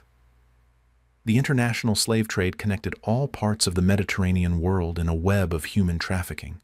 Slaves captured in one region might be sold in markets hundreds of miles away, breaking up families and communities. This trade was so profitable that it attracted merchants from throughout the ancient world. The slave markets themselves were horrific spectacles where human beings were displayed, examined, and sold like livestock. Potential buyers would inspect slaves' teeth, muscles, and general health before making their purchases. Families were routinely separated, with children sold to different owners than their parents. The impact of slavery on Greek women was particularly severe. Female slaves had no protection from sexual abuse and were often forced into prostitution or concubinage. Even free women were affected by slavery, as the availability of slave labor reduced the economic value of women's work and reinforced their subordinate status in society. The cultural legacy of Greek slavery influenced later civilizations and provided intellectual justification for slavery in other societies. The philosophical arguments developed by Aristotle and others were used to justify slavery in the Roman Empire, medieval Europe, and even the American South. The artistic and literary achievements of ancient Greece that we celebrate today were created in a society where human bondage was accepted as normal and natural. The beautiful temples, sculptures, and poems that inspire us were produced by a civilization that systematically denied basic human dignity to millions of people. This doesn't mean that we should reject Greek achievements entirely, but it does mean that we need to understand them in their proper context. The leisure time that allowed Greeks to create their masterpieces was purchased with slave labor. The democracy that we admire was built on the exclusion and oppression of the majority of the population. If you had been transported to ancient Greece, your fate would have depended largely on circumstances beyond your control. If you were lucky enough to be born into a wealthy citizen family, you might have enjoyed the benefits of Greek civilization while remaining largely oblivious to the suffering that made your lifestyle possible. But if you were unlucky, if you were captured in war, kidnapped by pirates, or simply born to the wrong parents, you might have found yourself reduced to property, with no rights, no freedom, and no hope of escape. The slavery machine of ancient Greece was efficient, profitable, and utterly ruthless. It reduced human beings to commodities and treated them as tools to be used and discarded. It was one of the fundamental institutions that made Greek civilization possible, but it was also one of the greatest moral failures in human history. Understanding the reality of slavery in ancient Greece helps us appreciate both the achievements and the limitations of this remarkable civilization. It reminds us that progress in one area, art, philosophy, politics, doesn't necessarily mean progress in all areas. And it challenges us to think critically about our own society and the ways in which our prosperity might depend on the exploitation of others. If you had been born female in ancient Greece, your life would have been fundamentally different from that of your male counterparts, not just in terms of opportunities and freedoms, but in the very conception of what it meant to be human. Ancient Greek society was built on the assumption that women were inherently inferior to men, not just physically, but intellectually, morally, and spiritually. This wasn't a matter of individual prejudice or cultural preference. It was a systematic ideology that shaped every aspect of women's lives from birth to death. The Greek view of women was perhaps best summarized by Aristotle, who wrote that the female is a female by virtue of a certain lack of qualities. We should regard the female nature as afflicted with a natural defectiveness. This wasn't considered a controversial opinion. It was accepted scientific fact. Women were seen as incomplete men, failed attempts at creating perfect human beings who had been cursed by nature with physical weakness, emotional instability, and intellectual limitations. This philosophical framework had devastating practical consequences for women's lives.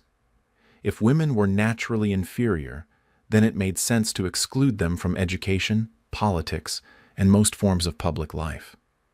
If they were emotionally unstable, then they needed to be controlled by rational male guardians.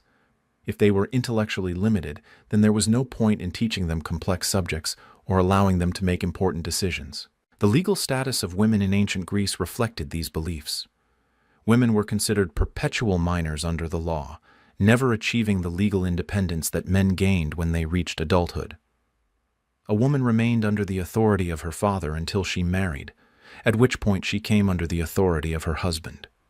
If her husband died, she might come under the authority of her son or another male relative. This legal framework meant that women could not own property in their own right, make contracts, or represent themselves in court. They could not vote, hold political office, or participate in the democratic institutions that Greeks celebrated as their greatest achievement. They were essentially non-persons in the eyes of the law, existing only in relation to the men who controlled them. The physical confinement of women was one of the most striking aspects of ancient Greek society. Respectable women, especially those from wealthy families, were expected to remain in their homes except for religious festivals and other special occasions. The Greek house was divided into separate quarters for men and women, with the women's area, the gynekonitis, located in the most secluded part of the building. This physical separation wasn't just about privacy, it was about control. Women were seen as sexually dangerous creatures who might corrupt men or be corrupted by them if allowed to move freely in society. By keeping women confined to their homes, Greek men believed they were protecting both the women themselves and the moral order of society. The restrictions on women's movement were so severe that many women rarely left their homes for months at a time. They were not allowed to attend the theater, participate in athletic competitions, or even shop in the marketplace. These activities were considered inappropriate for respectable women, and were left to men, slaves, or women of questionable reputation. The education of women in ancient Greece was minimal and focused entirely on domestic skills. While wealthy boys might receive extensive education in reading, writing, mathematics, music, and athletics, girls were taught only what they needed to know to manage a household and raise children. Most women remained illiterate throughout their lives, dependent on men for information about the outside world. This educational neglect wasn't accidental. It was deliberate policy based on the belief that women didn't need or couldn't benefit from intellectual development. The Greek philosopher Xenophon wrote that the gods had designed women for indoor work and men for outdoor work, and that education should reflect these natural differences. Teaching women to read and write was seen as unnecessary and potentially dangerous, as it might give them ideas above their station. Marriage in ancient Greece was not a romantic partnership between equals, but a business transaction between families. Women had no say in choosing their husbands and were often married to men they had never met. The primary purpose of marriage was to produce legitimate heirs and to cement political or economic alliances between families. Girls were typically married in their early teens to men who were often twice their age or older. This age difference reinforced the power imbalance in the relationship and ensured that wives would be dependent on their husbands for guidance and support.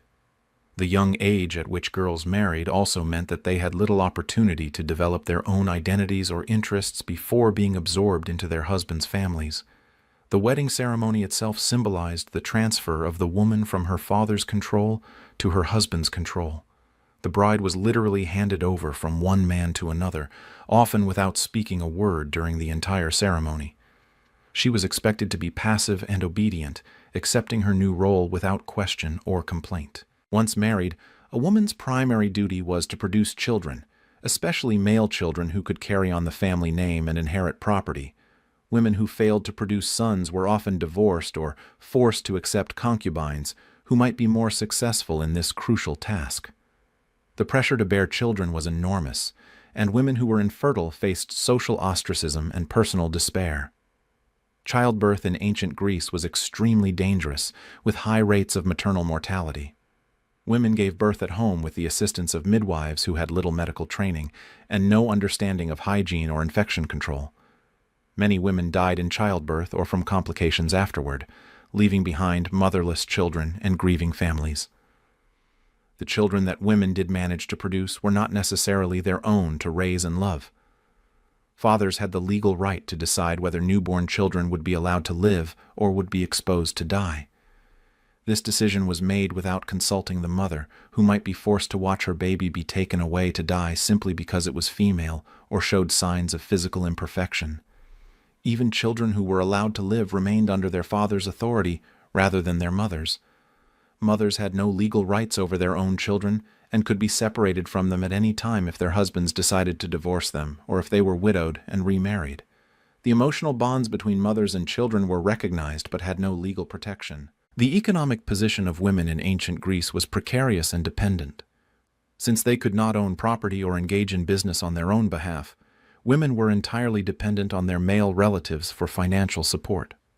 Widows were particularly vulnerable, as they might lose their homes and possessions if their husbands' families decided not to support them.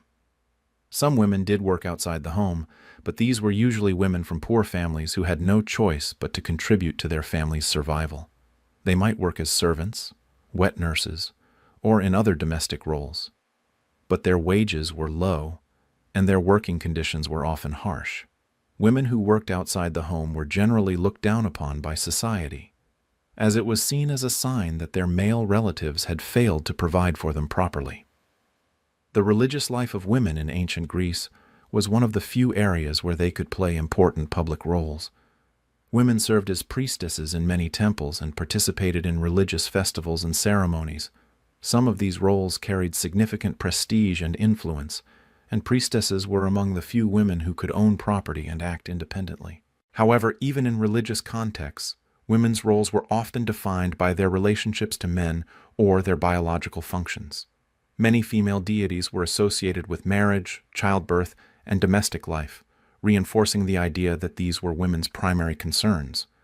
The religious festivals that women participated in often celebrated their roles as wives and mothers, rather than their individual achievements or capabilities. The sexual double standard in ancient Greece was extreme and unforgiving. Men were expected to have sexual experience before marriage, and were allowed to have relationships with slaves, prostitutes, and other men without social censure.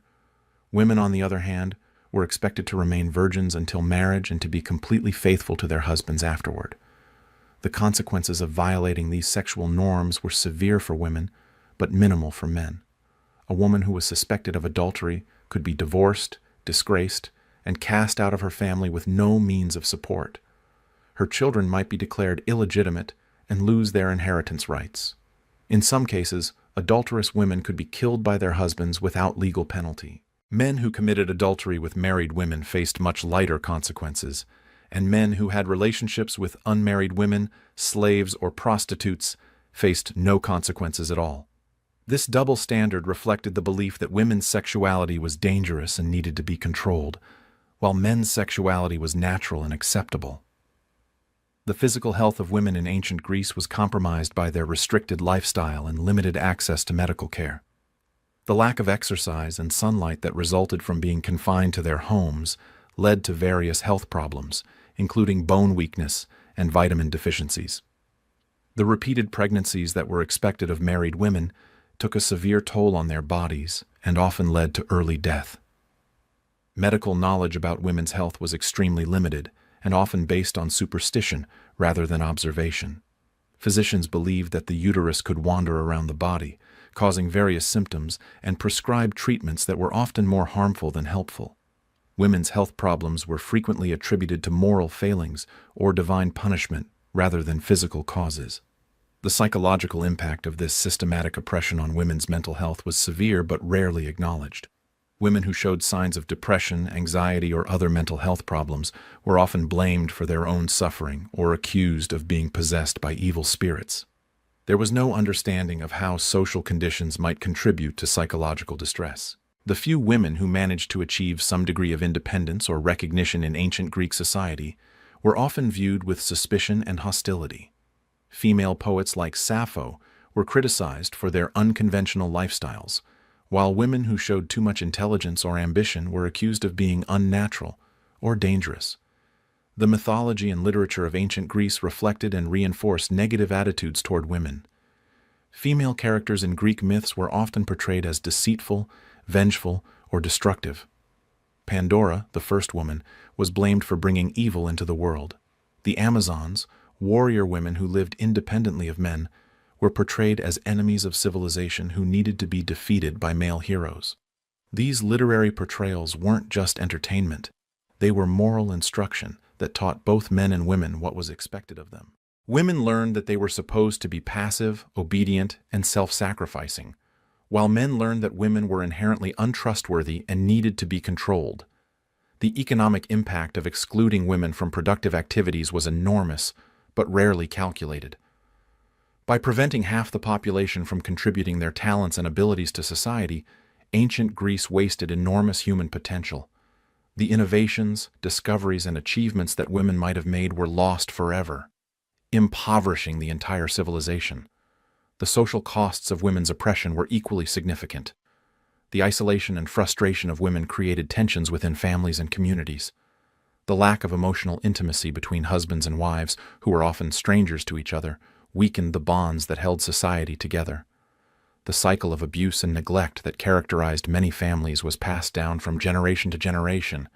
The international variations in women's status within the Greek world were minimal but worth noting. Spartan women had somewhat more freedom than their Athenian counterparts, as they were expected to be physically fit so they could bear strong children for the state. They could own property and had more freedom of movement, but they were still excluded from political life and were valued primarily for their reproductive capabilities. In some other Greek cities, women might have slightly different roles or restrictions, but nowhere in the Greek world were women treated as equals to men. The fundamental assumption that women were inferior was universal, even if the specific ways in which this inferiority was expressed varied from place to place. The resistance of women to their oppression was limited by their lack of education, resources, and legal rights. Individual women might rebel against their circumstances, but they faced enormous obstacles and severe punishments if they were caught. The few women who managed to achieve some degree of independence or recognition were exceptional cases that proved the rule rather than challenging it. The legacy of ancient Greek attitudes toward women influenced later civilizations and continued to shape Western thought for centuries. The philosophical arguments developed by Aristotle and others were used to justify women's subordination in medieval Europe, and echoes of these ideas can still be found in some contemporary discussions of gender roles. The artistic and literary achievements of ancient Greece that we celebrate today were created in a society that systematically excluded half the population from intellectual and creative life. The beautiful sculptures, buildings, and poems that inspire us were produced by a civilization that denied women the opportunity to develop their own talents and make their own contributions to human culture. This doesn't mean that we should reject Greek achievements entirely, but it does mean that we need to understand them in their proper context. The leisure time and resources that allowed Greek men to create their masterpieces were partly made possible by the unpaid labor of women who managed households, raised children, and performed countless other essential tasks without recognition or reward.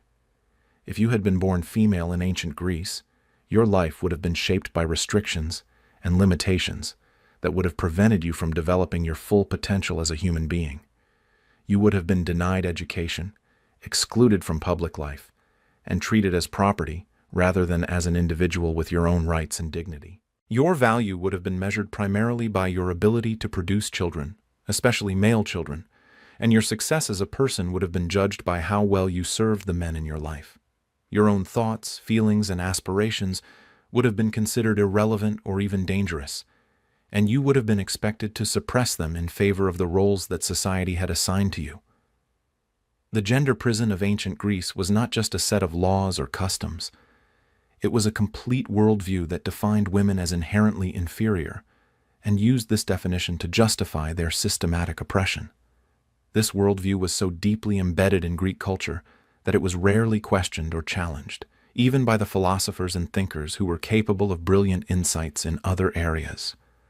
Understanding the reality of women's lives in ancient Greece helps us appreciate both the achievements and the limitations of this remarkable civilization.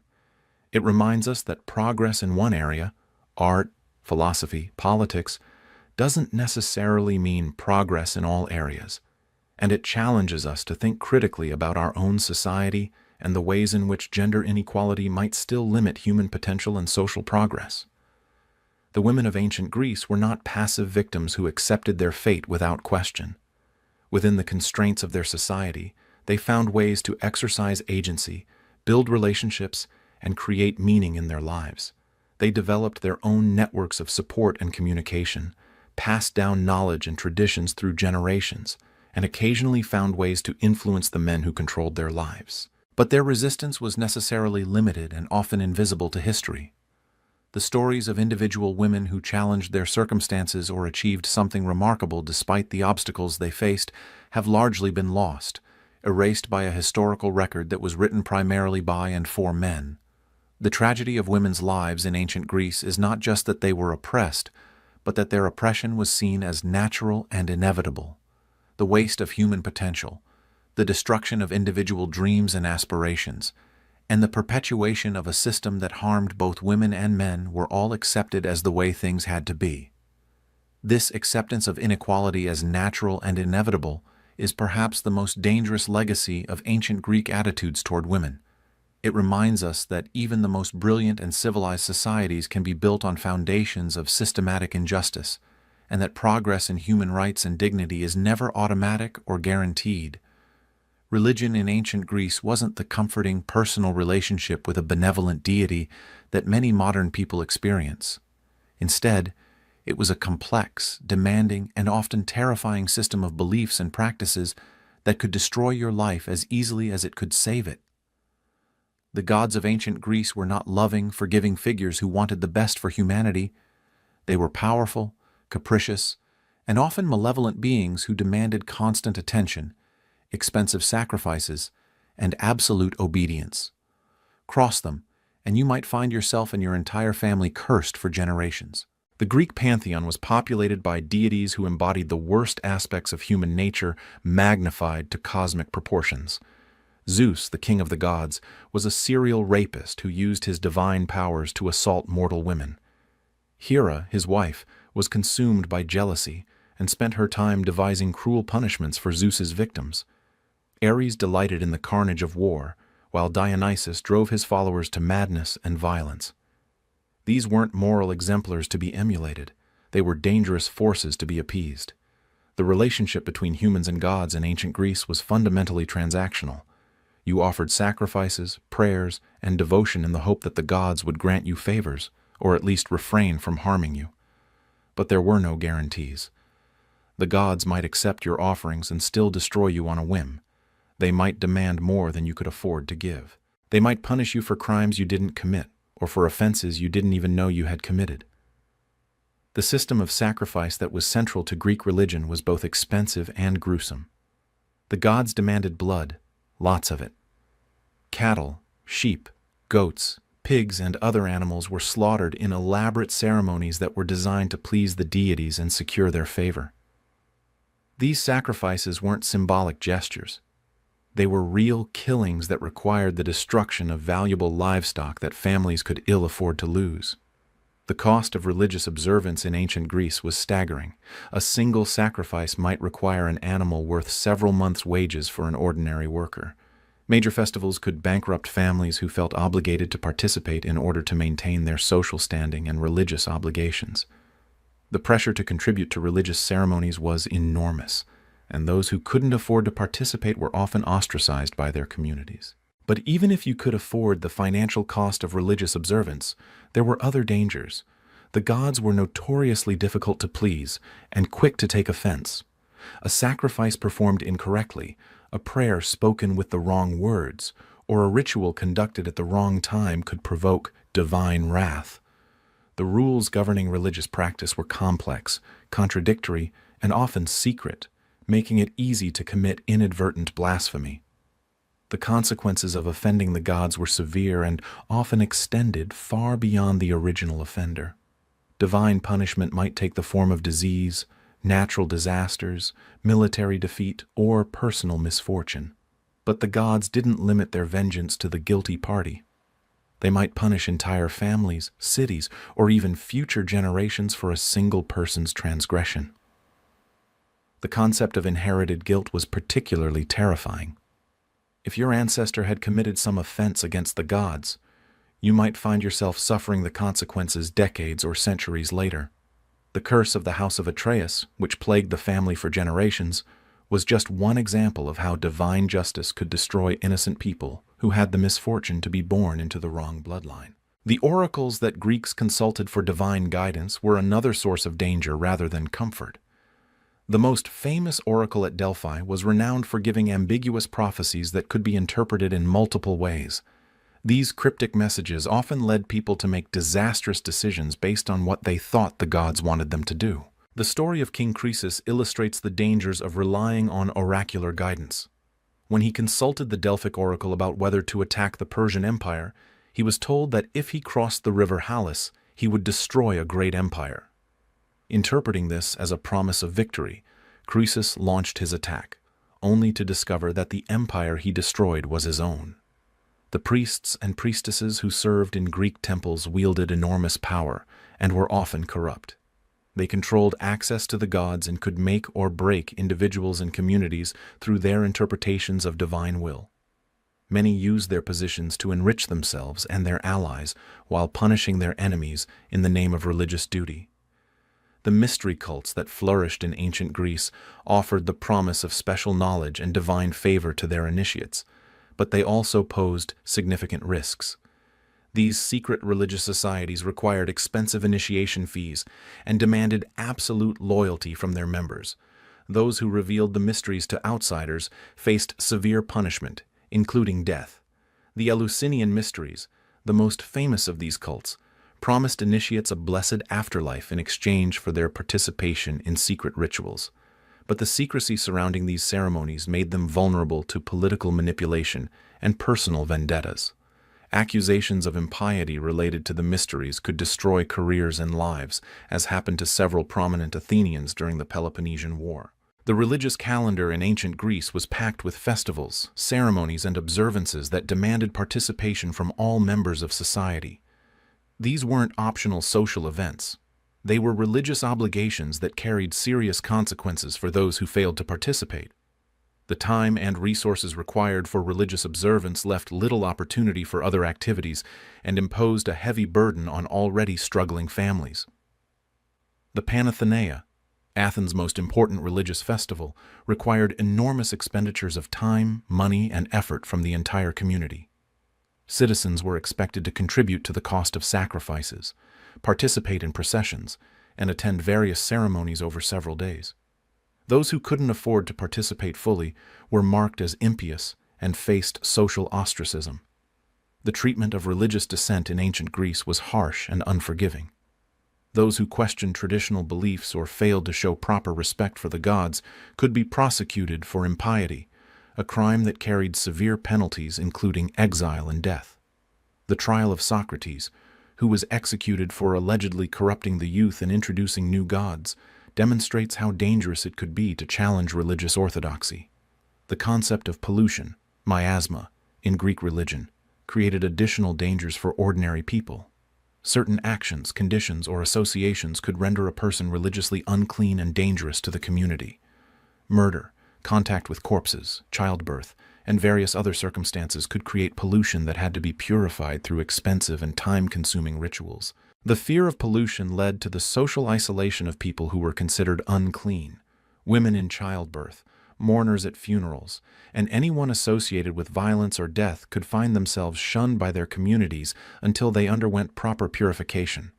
This system created additional hardships for people who were already dealing with difficult circumstances. The gods' demands for human sacrifice, while less common than animal sacrifice, were not unknown in ancient Greece. Archaeological evidence suggests that human sacrifice occurred in certain circumstances, particularly during times of extreme crisis. The sacrifice of Iphigenia by her father Agamemnon to ensure favorable winds for the Greek fleet sailing to Troy was not just a mythological story. It reflected real practices that occurred in desperate situations. The religious justification for warfare in ancient Greece made conflict more frequent and more brutal. Wars were often fought in the name of the gods, and divine favor was believed to determine the outcome of battles. This religious dimension made it difficult to negotiate peaceful solutions to conflicts and encouraged the kind of total warfare that devastated entire regions. The practice of consulting omens and portents before making important decisions created additional opportunities for manipulation and error. Priests and seers who interpreted these signs wielded enormous influence and could shape political and military decisions based on their readings of bird flights, animal entrails, and other supposed divine communications. The economic impact of religious observance on ancient Greek society was enormous. The resources devoted to temple construction, sacrifices, festivals, and priestly maintenance represented a significant portion of the total economic output. While this spending did provide employment for craftsmen and others involved in religious activities, it also diverted resources from more productive uses. The psychological impact of living under the constant threat of divine punishment was severe. Greeks lived in fear of inadvertently offending the gods and bringing disaster upon themselves and their families. This fear influenced every aspect of daily life, from the words they spoke to the actions they took to the thoughts they allowed themselves to think. The superstitions that grew up around Greek religion created additional burdens and restrictions. Certain days were considered unlucky for various activities. Certain actions were forbidden during specific periods, and numerous taboos governed behavior in different circumstances. These superstitions made daily life more complicated and stressful, while providing no real benefits. The treatment of foreigners and their religious practices in ancient Greece was often hostile and discriminatory. Foreign gods were viewed with suspicion, and those who worshipped them might face persecution or exile. This religious xenophobia contributed to the conflicts between Greek cities and foreign powers, and made it difficult to establish peaceful relationships with other cultures. The role of women in Greek religion was complex and often contradictory. While women could serve as priestesses and participate in certain religious activities, they were also viewed as particularly susceptible to religious pollution and divine punishment. The belief that women were more emotional and less rational than men made them both valuable as religious intermediaries and dangerous as potential sources of divine displeasure.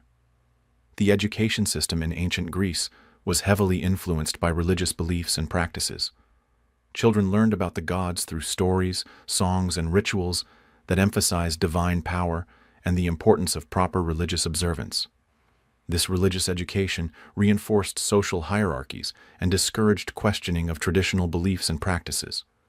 The legal system in ancient Greece was intertwined with religious beliefs in ways that made justice arbitrary and unpredictable. Oaths were sworn in the names of the gods, and perjury was considered a religious as well as a legal offense. Divine punishment was believed to supplement human justice, but this belief could also be used to justify harsh sentences and cruel punishments. The medical practices of ancient Greece were heavily influenced by religious beliefs about divine punishment and purification. Many illnesses were attributed to divine displeasure, and treatment often involved religious rituals as well as medical interventions. This religious approach to medicine could delay or prevent effective treatment, and sometimes made patients worse rather than better. The artistic and literary achievements of ancient Greece were deeply influenced by religious themes and subjects. While this religious inspiration produced some magnificent works of art and literature, it also limited the range of subjects that artists and writers could explore. Those who created works that were considered impious or offensive to the gods risked severe punishment. The philosophical developments in ancient Greece were both helped and hindered by religious beliefs. While some philosophers used religious concepts as starting points for their investigations, others found their inquiries limited by religious orthodoxy. The tension between rational inquiry and religious belief created conflicts that sometimes resulted in persecution and exile for innovative thinkers. The political system in ancient Greece was heavily influenced by religious considerations. Political leaders were expected to demonstrate their piety through public religious observances, and political decisions were often justified on religious grounds. This mixing of religion and politics made it difficult to separate rational policy-making from religious prejudice and superstition. The international relations of Greek cities were complicated by religious factors.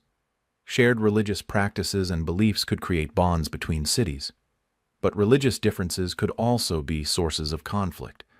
The destruction of temples and religious sites during warfare was considered particularly heinous and could provoke long-lasting enmities. The environmental impact of Greek religious practices was significant. The demand for sacrificial animals put pressure on livestock populations, while the construction of temples and religious monuments required enormous quantities of stone, wood, and other materials.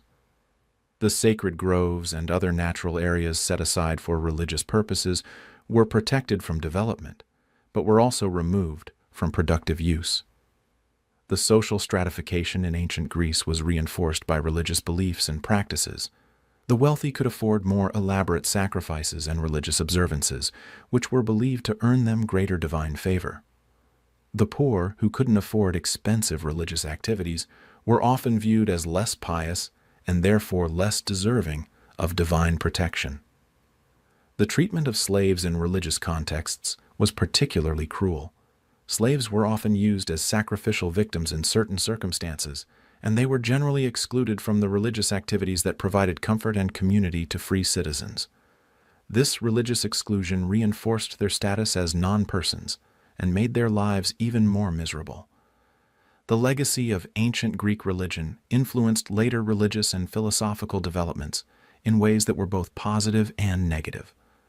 While some Greek religious concepts contributed to the development of more humane and rational approaches to spirituality, others reinforced harmful beliefs about divine punishment, inherited guilt, and the need for expensive religious observances. If you had lived in ancient Greece, your relationship with religion would have been a source of constant anxiety and expense.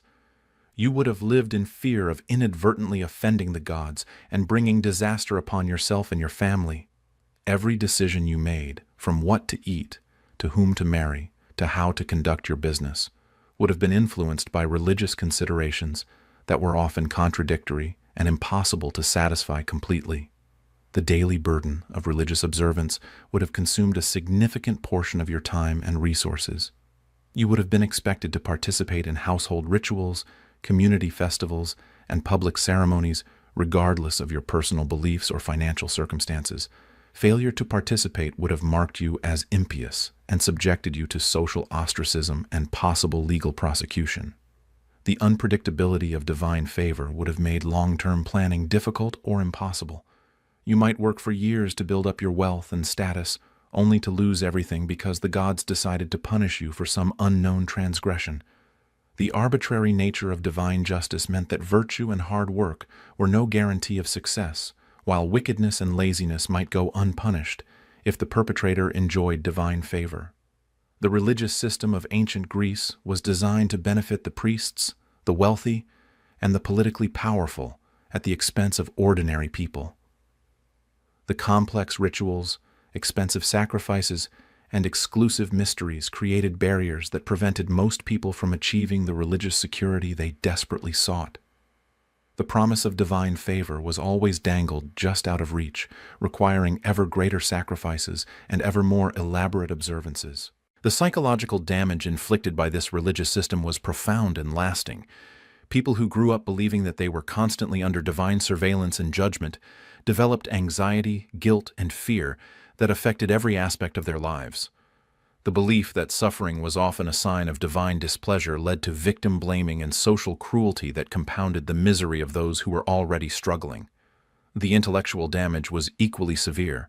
The religious prohibition against questioning divine authority discouraged critical thinking and scientific inquiry. People who might have made important discoveries or innovations were prevented from pursuing their investigations by fear of religious persecution. The advancement of human knowledge was slowed by centuries because of religious orthodoxy that valued faith over reason. In ancient Greece, every meal was a gamble with death, and every drink was a potential poison. The food and water that sustained life could just as easily end it, and the Greeks had no understanding of the invisible killers that lurked in their daily sustenance. If you had lived in this world, you would have faced a constant battle against contamination, spoilage, and adulteration that could strike you down without warning, leaving your family to wonder what invisible force had claimed another victim. The water supply in ancient Greek cities was a breeding ground for disease and death.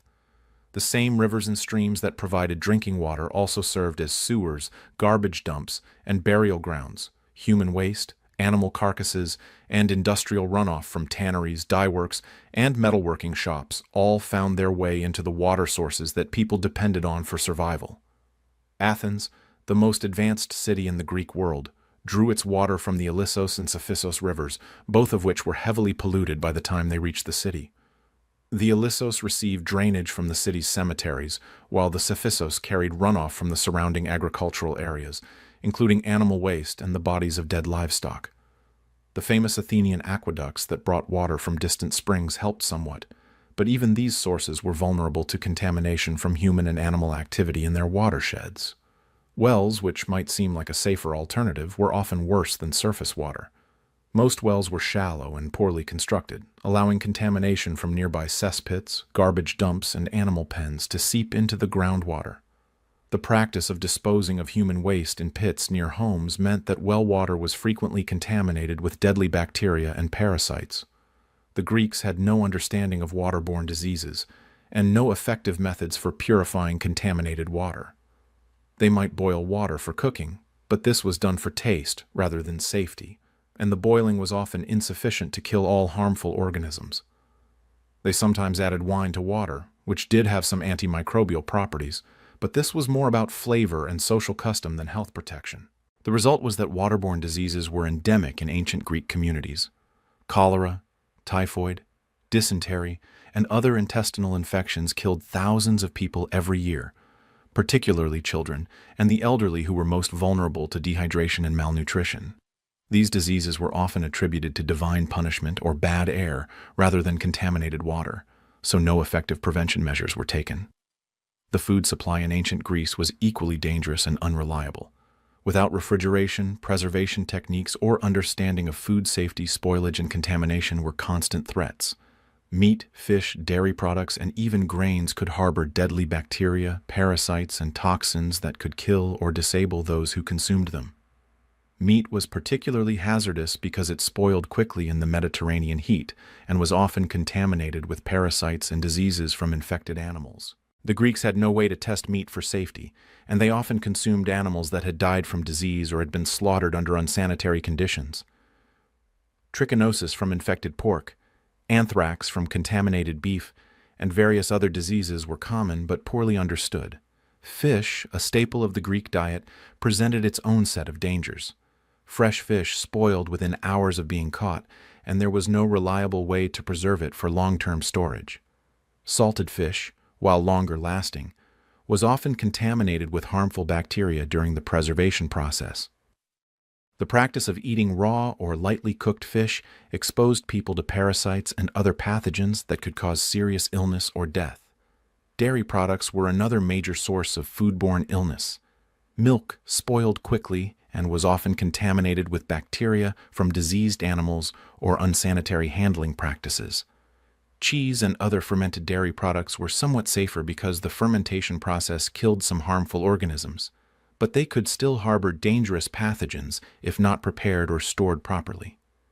Even plant foods were not safe from contamination and adulteration. Grains could be infected with ergot, a fungus that caused hallucinations, convulsions, and death. Bread made from contaminated grain could poison entire communities, leading to outbreaks of what was called holy fire or St. Anthony's fire, symptoms that we now know were caused by ergot poisoning.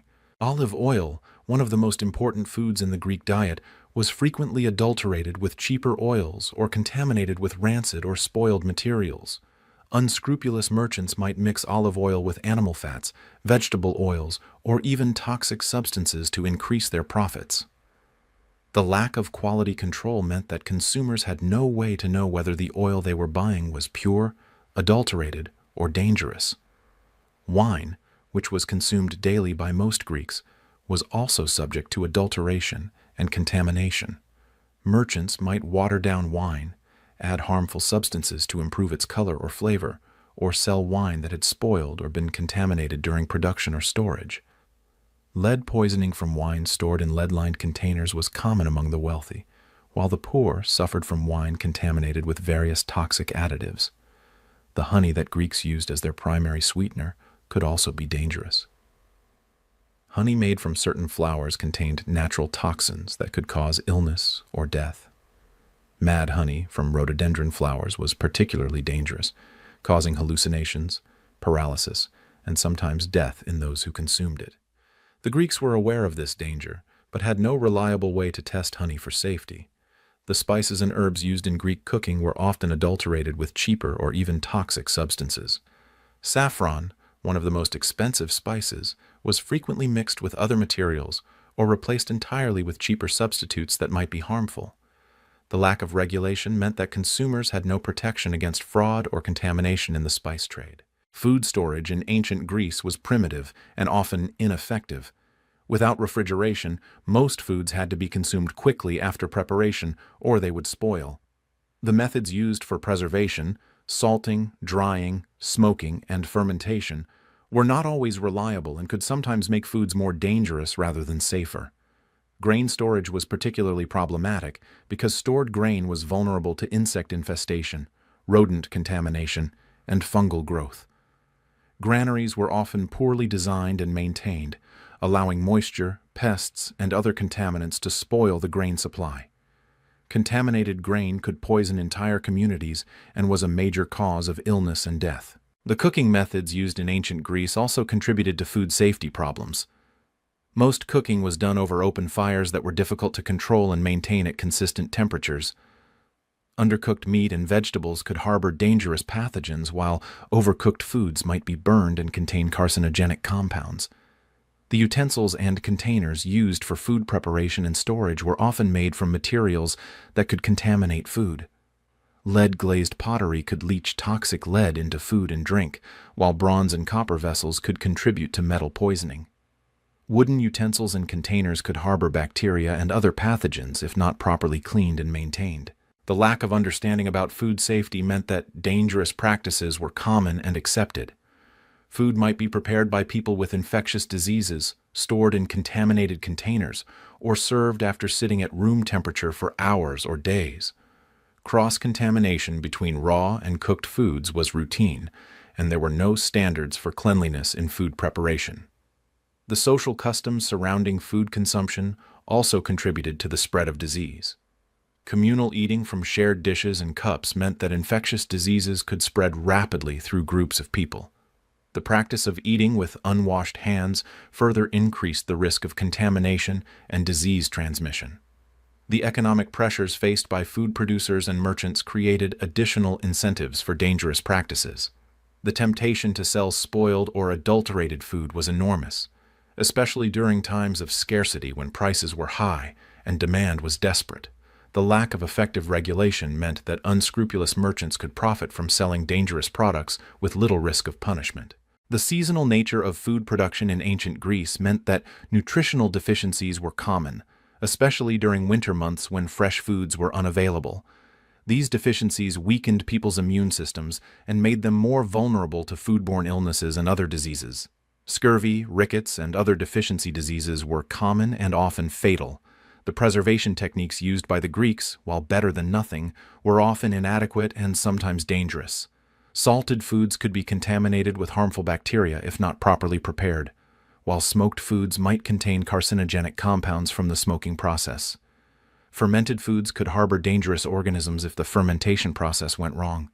The transportation of food over long distances created additional opportunities for contamination and spoilage. Food might sit in ships' holds for weeks or months exposed to heat, moisture, and vermin. By the time it reached its destination, it might be spoiled, contaminated, or infested with pests, but it would still be sold and consumed by unsuspecting customers. The lack of knowledge about nutrition meant that even wealthy Greeks who could afford a varied diet might suffer from nutritional imbalances that affected their health and resistance to disease. The emphasis on certain foods and the avoidance of others based on cultural preferences rather than nutritional needs could lead to deficiencies that had serious health consequences. The religious and cultural taboos surrounding certain foods also contributed to nutritional problems. The prohibition against eating certain animals or foods during religious festivals could lead to periods of inadequate nutrition, while the requirement to consume specific foods during religious ceremonies might expose people to contaminated or dangerous substances. The medical treatments available for food poisoning and foodborne illnesses were not only ineffective, but often made the situation worse. Physicians might prescribe purging, bloodletting, or other treatments that further weakened patients who were already suffering from dehydration and malnutrition. The lack of understanding about the causes of foodborne illness meant that effective treatments were rarely available. The impact of foodborne illness on ancient Greek society was enormous but largely unrecognized. The constant burden of intestinal diseases, nutritional deficiencies, and food poisoning weakened the population and reduced productivity. Many deaths that were attributed to other causes were actually the result of foodborne illnesses that compromised people's health and made them vulnerable to other diseases. The psychological impact of living with constant food insecurity and the threat of poisoning was also significant. People lived in fear of their next meal, never knowing whether the food they were eating might make them sick or kill them. This fear influenced social relationships, economic decisions, and daily routines in ways that are difficult to imagine in our modern world of food safety regulations and quality control. The economic costs of foodborne illness were also substantial. Sick workers couldn't contribute to economic production. Families had to spend money on medical treatments that were often ineffective, and communities had to deal with the social disruption caused by illness and death. The lack of a healthy, well-nourished population limited economic growth and development. The environmental factors that contributed to food contamination were largely beyond individual control. Climate change, natural disasters, and environmental degradation could affect food safety in ways that people couldn't predict or prevent. Droughts could concentrate contaminants in water sources, while floods could spread contamination over wide areas. The international trade in food products created additional risks as contaminated or adulterated foods could be transported over long distances, spreading illness to communities that had no knowledge of the source of contamination. The lack of communication and coordination between different regions meant that dangerous food products could continue to be traded even after their harmful effects became apparent. The social inequalities in ancient Greek society meant that the risks of food contamination and poisoning were not equally distributed. The wealthy could afford better quality food and had access to safer water sources, while the poor were forced to consume whatever they could afford, regardless of its safety or quality. This created a situation where the most vulnerable members of society faced the greatest risks from foodborne illness. The legacy of food safety problems in ancient Greece influenced later civilizations and contributed to the development of food safety regulations and quality control measures. The recognition that food and water could be sources of disease led to improvements in sanitation, food handling, and preservation techniques that have saved countless lives over the centuries. If you had lived in ancient Greece, every meal would have been a calculated risk. You would have had to choose between hunger and the possibility of poisoning, between thirst and the risk of waterborne disease. The food that sustained your life could just as easily have ended it, and you would have had no reliable way to distinguish between safe and dangerous substances. The constant threat of food poisoning would have influenced every aspect of your daily life, from where you shopped to how you prepared your meals to whom you trusted to provide your food. You would have lived with the knowledge that a single contaminated meal could kill you or your family, and that there was little you could do to protect yourself beyond hoping for the best and praying to the gods for protection. The irony is that ancient Greece, for all its achievements in philosophy, art, and politics, was unable to solve one of the most basic challenges of human existence, providing safe, nutritious food for its population. The same civilization that produced Socrates and Plato, the Parthenon, and the Olympic Games was also a place where people regularly died from eating contaminated food or drinking polluted water. This failure to ensure food safety was not due to lack of intelligence or capability, but rather to the absence of scientific knowledge about the causes of foodborne illness and the lack of effective institutions for regulating food quality and safety. The Greeks were brilliant in many ways, but they were also prisoners of their time, limited by the knowledge and technology available to them. The lesson for us today is that even the most advanced civilizations can have blind spots that make life dangerous for their citizens. The achievements we celebrate from ancient Greece came at an enormous cost in human suffering, much of which could have been prevented with better understanding of food safety and public health. It reminds us to be grateful for the food safety systems we have today, while also recognizing that there may be other areas where our own civilization has dangerous blind spots that future generations will find shocking and inexplicable. As we reach the end of our journey through the brutal realities of ancient Greek life, the inescapable truth becomes clear. You wouldn't have survived. Not because you lack courage, intelligence, or determination, but because ancient Greece was a civilization designed to consume human lives with ruthless efficiency. For every Socrates who lived to 70, for every Pericles who died of natural causes, there were thousands of anonymous souls who perished in childhood, died in warfare, succumbed to disease, or simply wore out from the grinding struggle of daily existence. The mathematics of survival in ancient Greece were stark and unforgiving. If you had been born into this world, you would have faced a 50% chance of dying before your 5th birthday. If you survived childhood, you would have faced the constant threat of warfare, disease, accident, and violence that claimed the lives of most people before they reached what we would consider middle age. The average life expectancy was somewhere between 25 and 35 years, and even that figure is generous because it includes the small elite who lived in relative comfort and safety. But the statistics only tell part of the story. The quality of life for those who did survive was often so harsh that death might have seemed like a mercy. The constant hunger, the chronic pain from untreated injuries and diseases, the psychological trauma of living in a violent and unpredictable world, these were the daily realities that shaped the lives of ordinary Greeks. The beautiful temples and philosophical dialogues that we admire today were created by a tiny elite who lived on the backs of millions of people whose lives were nasty, brutish, and short.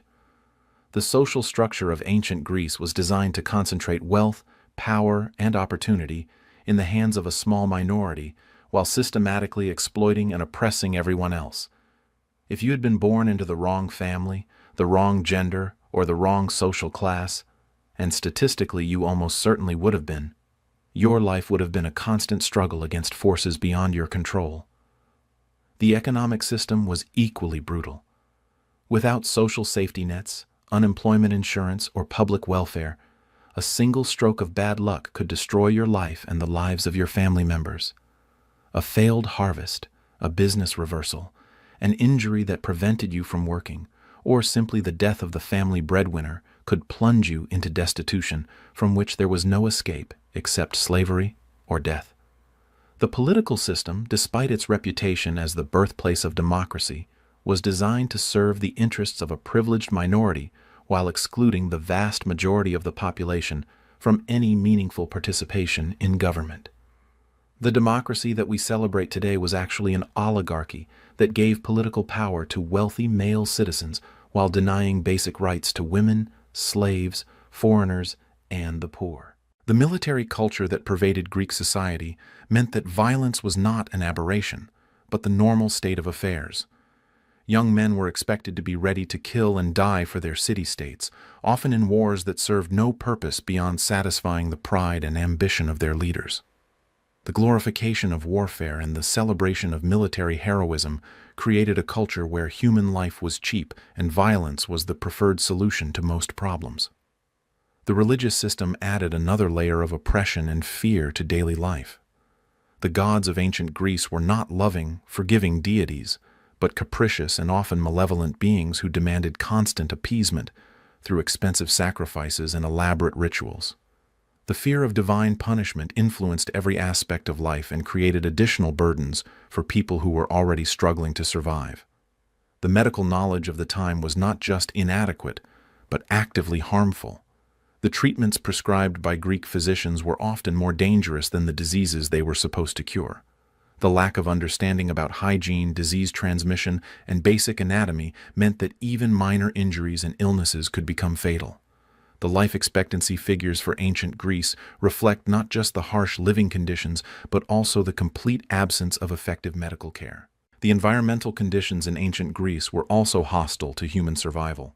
The Mediterranean climate, while generally favorable, was subject to droughts, floods, and other natural disasters that could destroy crops and communities. The mountainous terrain made transportation difficult and isolated many communities from outside help during emergencies. The lack of modern technology meant that people were completely at the mercy of natural forces that they couldn't predict or control. The food and water supply were constant sources of danger. Without understanding of food safety or water purification, contamination and poisoning were common causes of illness and death. The preservation techniques available were primitive and often ineffective, leading to spoilage and contamination that could kill entire families. Even the wealthy, who could afford the best food available, were vulnerable to foodborne illnesses and waterborne diseases. The housing and sanitation conditions in ancient Greek cities were appalling by modern standards. Most people lived in crowded, poorly constructed buildings with no running water, no sewage systems, and no protection from the elements. The lack of proper sanitation created ideal conditions for the spread of infectious diseases, while the crowded living conditions ensured that epidemics could devastate entire communities. The education system, such as it was available only to a tiny elite. The vast majority of the population remained illiterate and innumerate, which limited their ability to understand the world around them and make informed decisions about their lives. The lack of scientific knowledge meant that people were vulnerable to superstition, fraud, and exploitation by those who claimed to have special knowledge or divine favor. The legal system provided little protection for ordinary people and was often used as a tool of oppression by the wealthy and powerful. Justice was arbitrary and corrupt, favoring those who could afford to bribe officials or hire skilled orators. The poor had little recourse when they were wronged and faced severe punishments for even minor offenses. The treatment of women in ancient Greek society was particularly shocking. Half the population was systematically excluded from education, politics, and most forms of public life. Women were treated as property rather than people, with no legal rights and no protection from abuse. The waste of human potential represented by the oppression of women was enormous and contributed to the overall brutality and inefficiency of Greek society. The institution of slavery was perhaps the greatest moral failure of ancient Greek civilization. Millions of people were reduced to property, bought and sold like livestock, and subjected to conditions that were often worse than death. The economic prosperity that allowed some Greeks to pursue philosophy and art was built on the suffering of enslaved people who had no rights, no freedom, and no hope of escape. The psychological impact of living in such a harsh and unpredictable world was severe. The constant threat of death, disease, violence, and economic ruin created a population that was traumatized, anxious, and often desperate. The high rates of infanticide, suicide, and violence reflected a society where many people found life unbearable and saw death as preferable to continued suffering. The cultural achievements of ancient Greece that we celebrate today, the art, literature, philosophy, and architecture, were created by a tiny elite who had the leisure time and resources to pursue these activities. These achievements came at an enormous cost in human suffering and were built on the exploitation of millions of people whose lives were sacrificed to support the comfort and creativity of the few. The legacy of ancient Greek civilization is complex and contradictory. On one hand, the Greeks made important contributions to human knowledge and culture that continue to influence us today. On the other hand, they created a society that was brutal, oppressive, and hostile to human flourishing for the vast majority of its population. The romanticized view of ancient Greece that pervades Western education and culture obscures the harsh realities of life in this civilization. The emphasis on the achievements of the elite ignores the suffering of the masses and creates a distorted picture of what life was actually like for ordinary people. This romanticization serves to legitimize inequality and oppression by suggesting that great achievements require the sacrifice of the many for the benefit of the few. The lesson we should draw from ancient Greece is not that their achievements justify their failures, but that human societies can be simultaneously brilliant and brutal, creative and cruel, inspiring and horrifying. The same civilization that produced the Parthenon also practiced slavery on a massive scale. The same culture that gave us Socrates also systematically oppressed women. The same political system that invented democracy also excluded the majority of the population from participation. Understanding the full reality of ancient Greek civilization helps us appreciate both the achievements and the limitations of human societies. It reminds us that progress is not inevitable, and that even the most advanced civilizations can have blind spots and moral failures that cause enormous suffering. It challenges us to think critically about our own society and to work toward creating a world where the benefits of civilization are shared more broadly and the costs are not borne disproportionately by the vulnerable and powerless. If you had been transported to ancient Greece, your survival would have depended on factors largely beyond your control: your gender, your social class, your family's wealth, the city-state you were born in, and the historical period you lived through. Even if you had been fortunate enough to be born into favorable circumstances, you would have faced constant threats from disease, violence, natural disasters, and economic upheaval that could have destroyed your life at any moment. The harsh truth is that ancient Greece was not a place where most people could thrive or even survive for very long. It was a civilization that consumed human lives with casual indifference while creating monuments to its own greatness. The temples, statues, and philosophical treatises that we admire today are beautiful, but they are also tombstones marking the graves of millions of people whose lives were sacrificed to create them. This doesn't mean that we should reject the achievements of ancient Greece or ignore their contributions to human civilization, but it does mean that we should understand these achievements in their proper context and recognize the enormous human cost that they required. We should celebrate the beauty and wisdom that the Greeks created while also mourning the suffering and waste that made their creation possible. The story of ancient Greece is ultimately a story about the human condition, our capacity for both greatness and cruelty, our ability to create beauty and inflict suffering, our potential for wisdom, and our tendency toward folly. It reminds us that civilization is fragile and that the progress we take for granted can be lost if we don't work constantly to protect and extend it. As we look back on ancient Greece from our modern perspective, we can see both how far we've come and how far we still have to go. We have eliminated many of the sources of suffering that plagued the ancient world. Slavery is illegal, Women have legal rights, medical care is available to most people, and democratic institutions are more inclusive than they were in ancient Athens. But we still live in a world where inequality, oppression, and violence are common, where many people lack access to basic necessities, and where the benefits of civilization are not shared equally. The challenge for our own civilization is to learn from the failures as well as the successes of ancient Greece. We must work to create a world where human flourishing is not limited to a small elite, but is available to all people regardless of their circumstances of birth.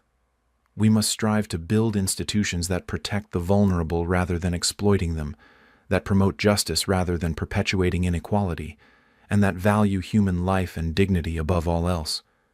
The ancient Greeks gave us many gifts: democracy, philosophy, art, literature, and the Olympic Games.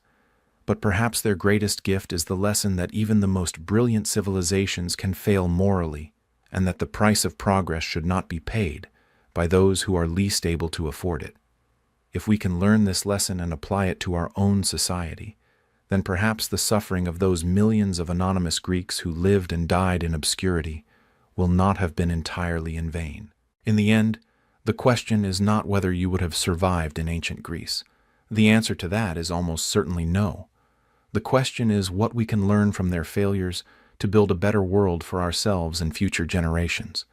The marble columns may have crumbled and the philosophers may be long dead, but the human struggle for dignity, justice, and survival continues. And in that struggle, the harsh lessons of ancient Greece remain as relevant today as they were 2,500 years ago. The fire burns low, the shadows lengthen, and somewhere in the distance, a church bell tolls the hour. Ancient Greece sleeps beneath the Mediterranean sun, its secrets buried in marble and myth. But its lessons live on, carved not in stone but in the human heart, waiting to guide us toward a future where survival is not a privilege of the few, but a right of all.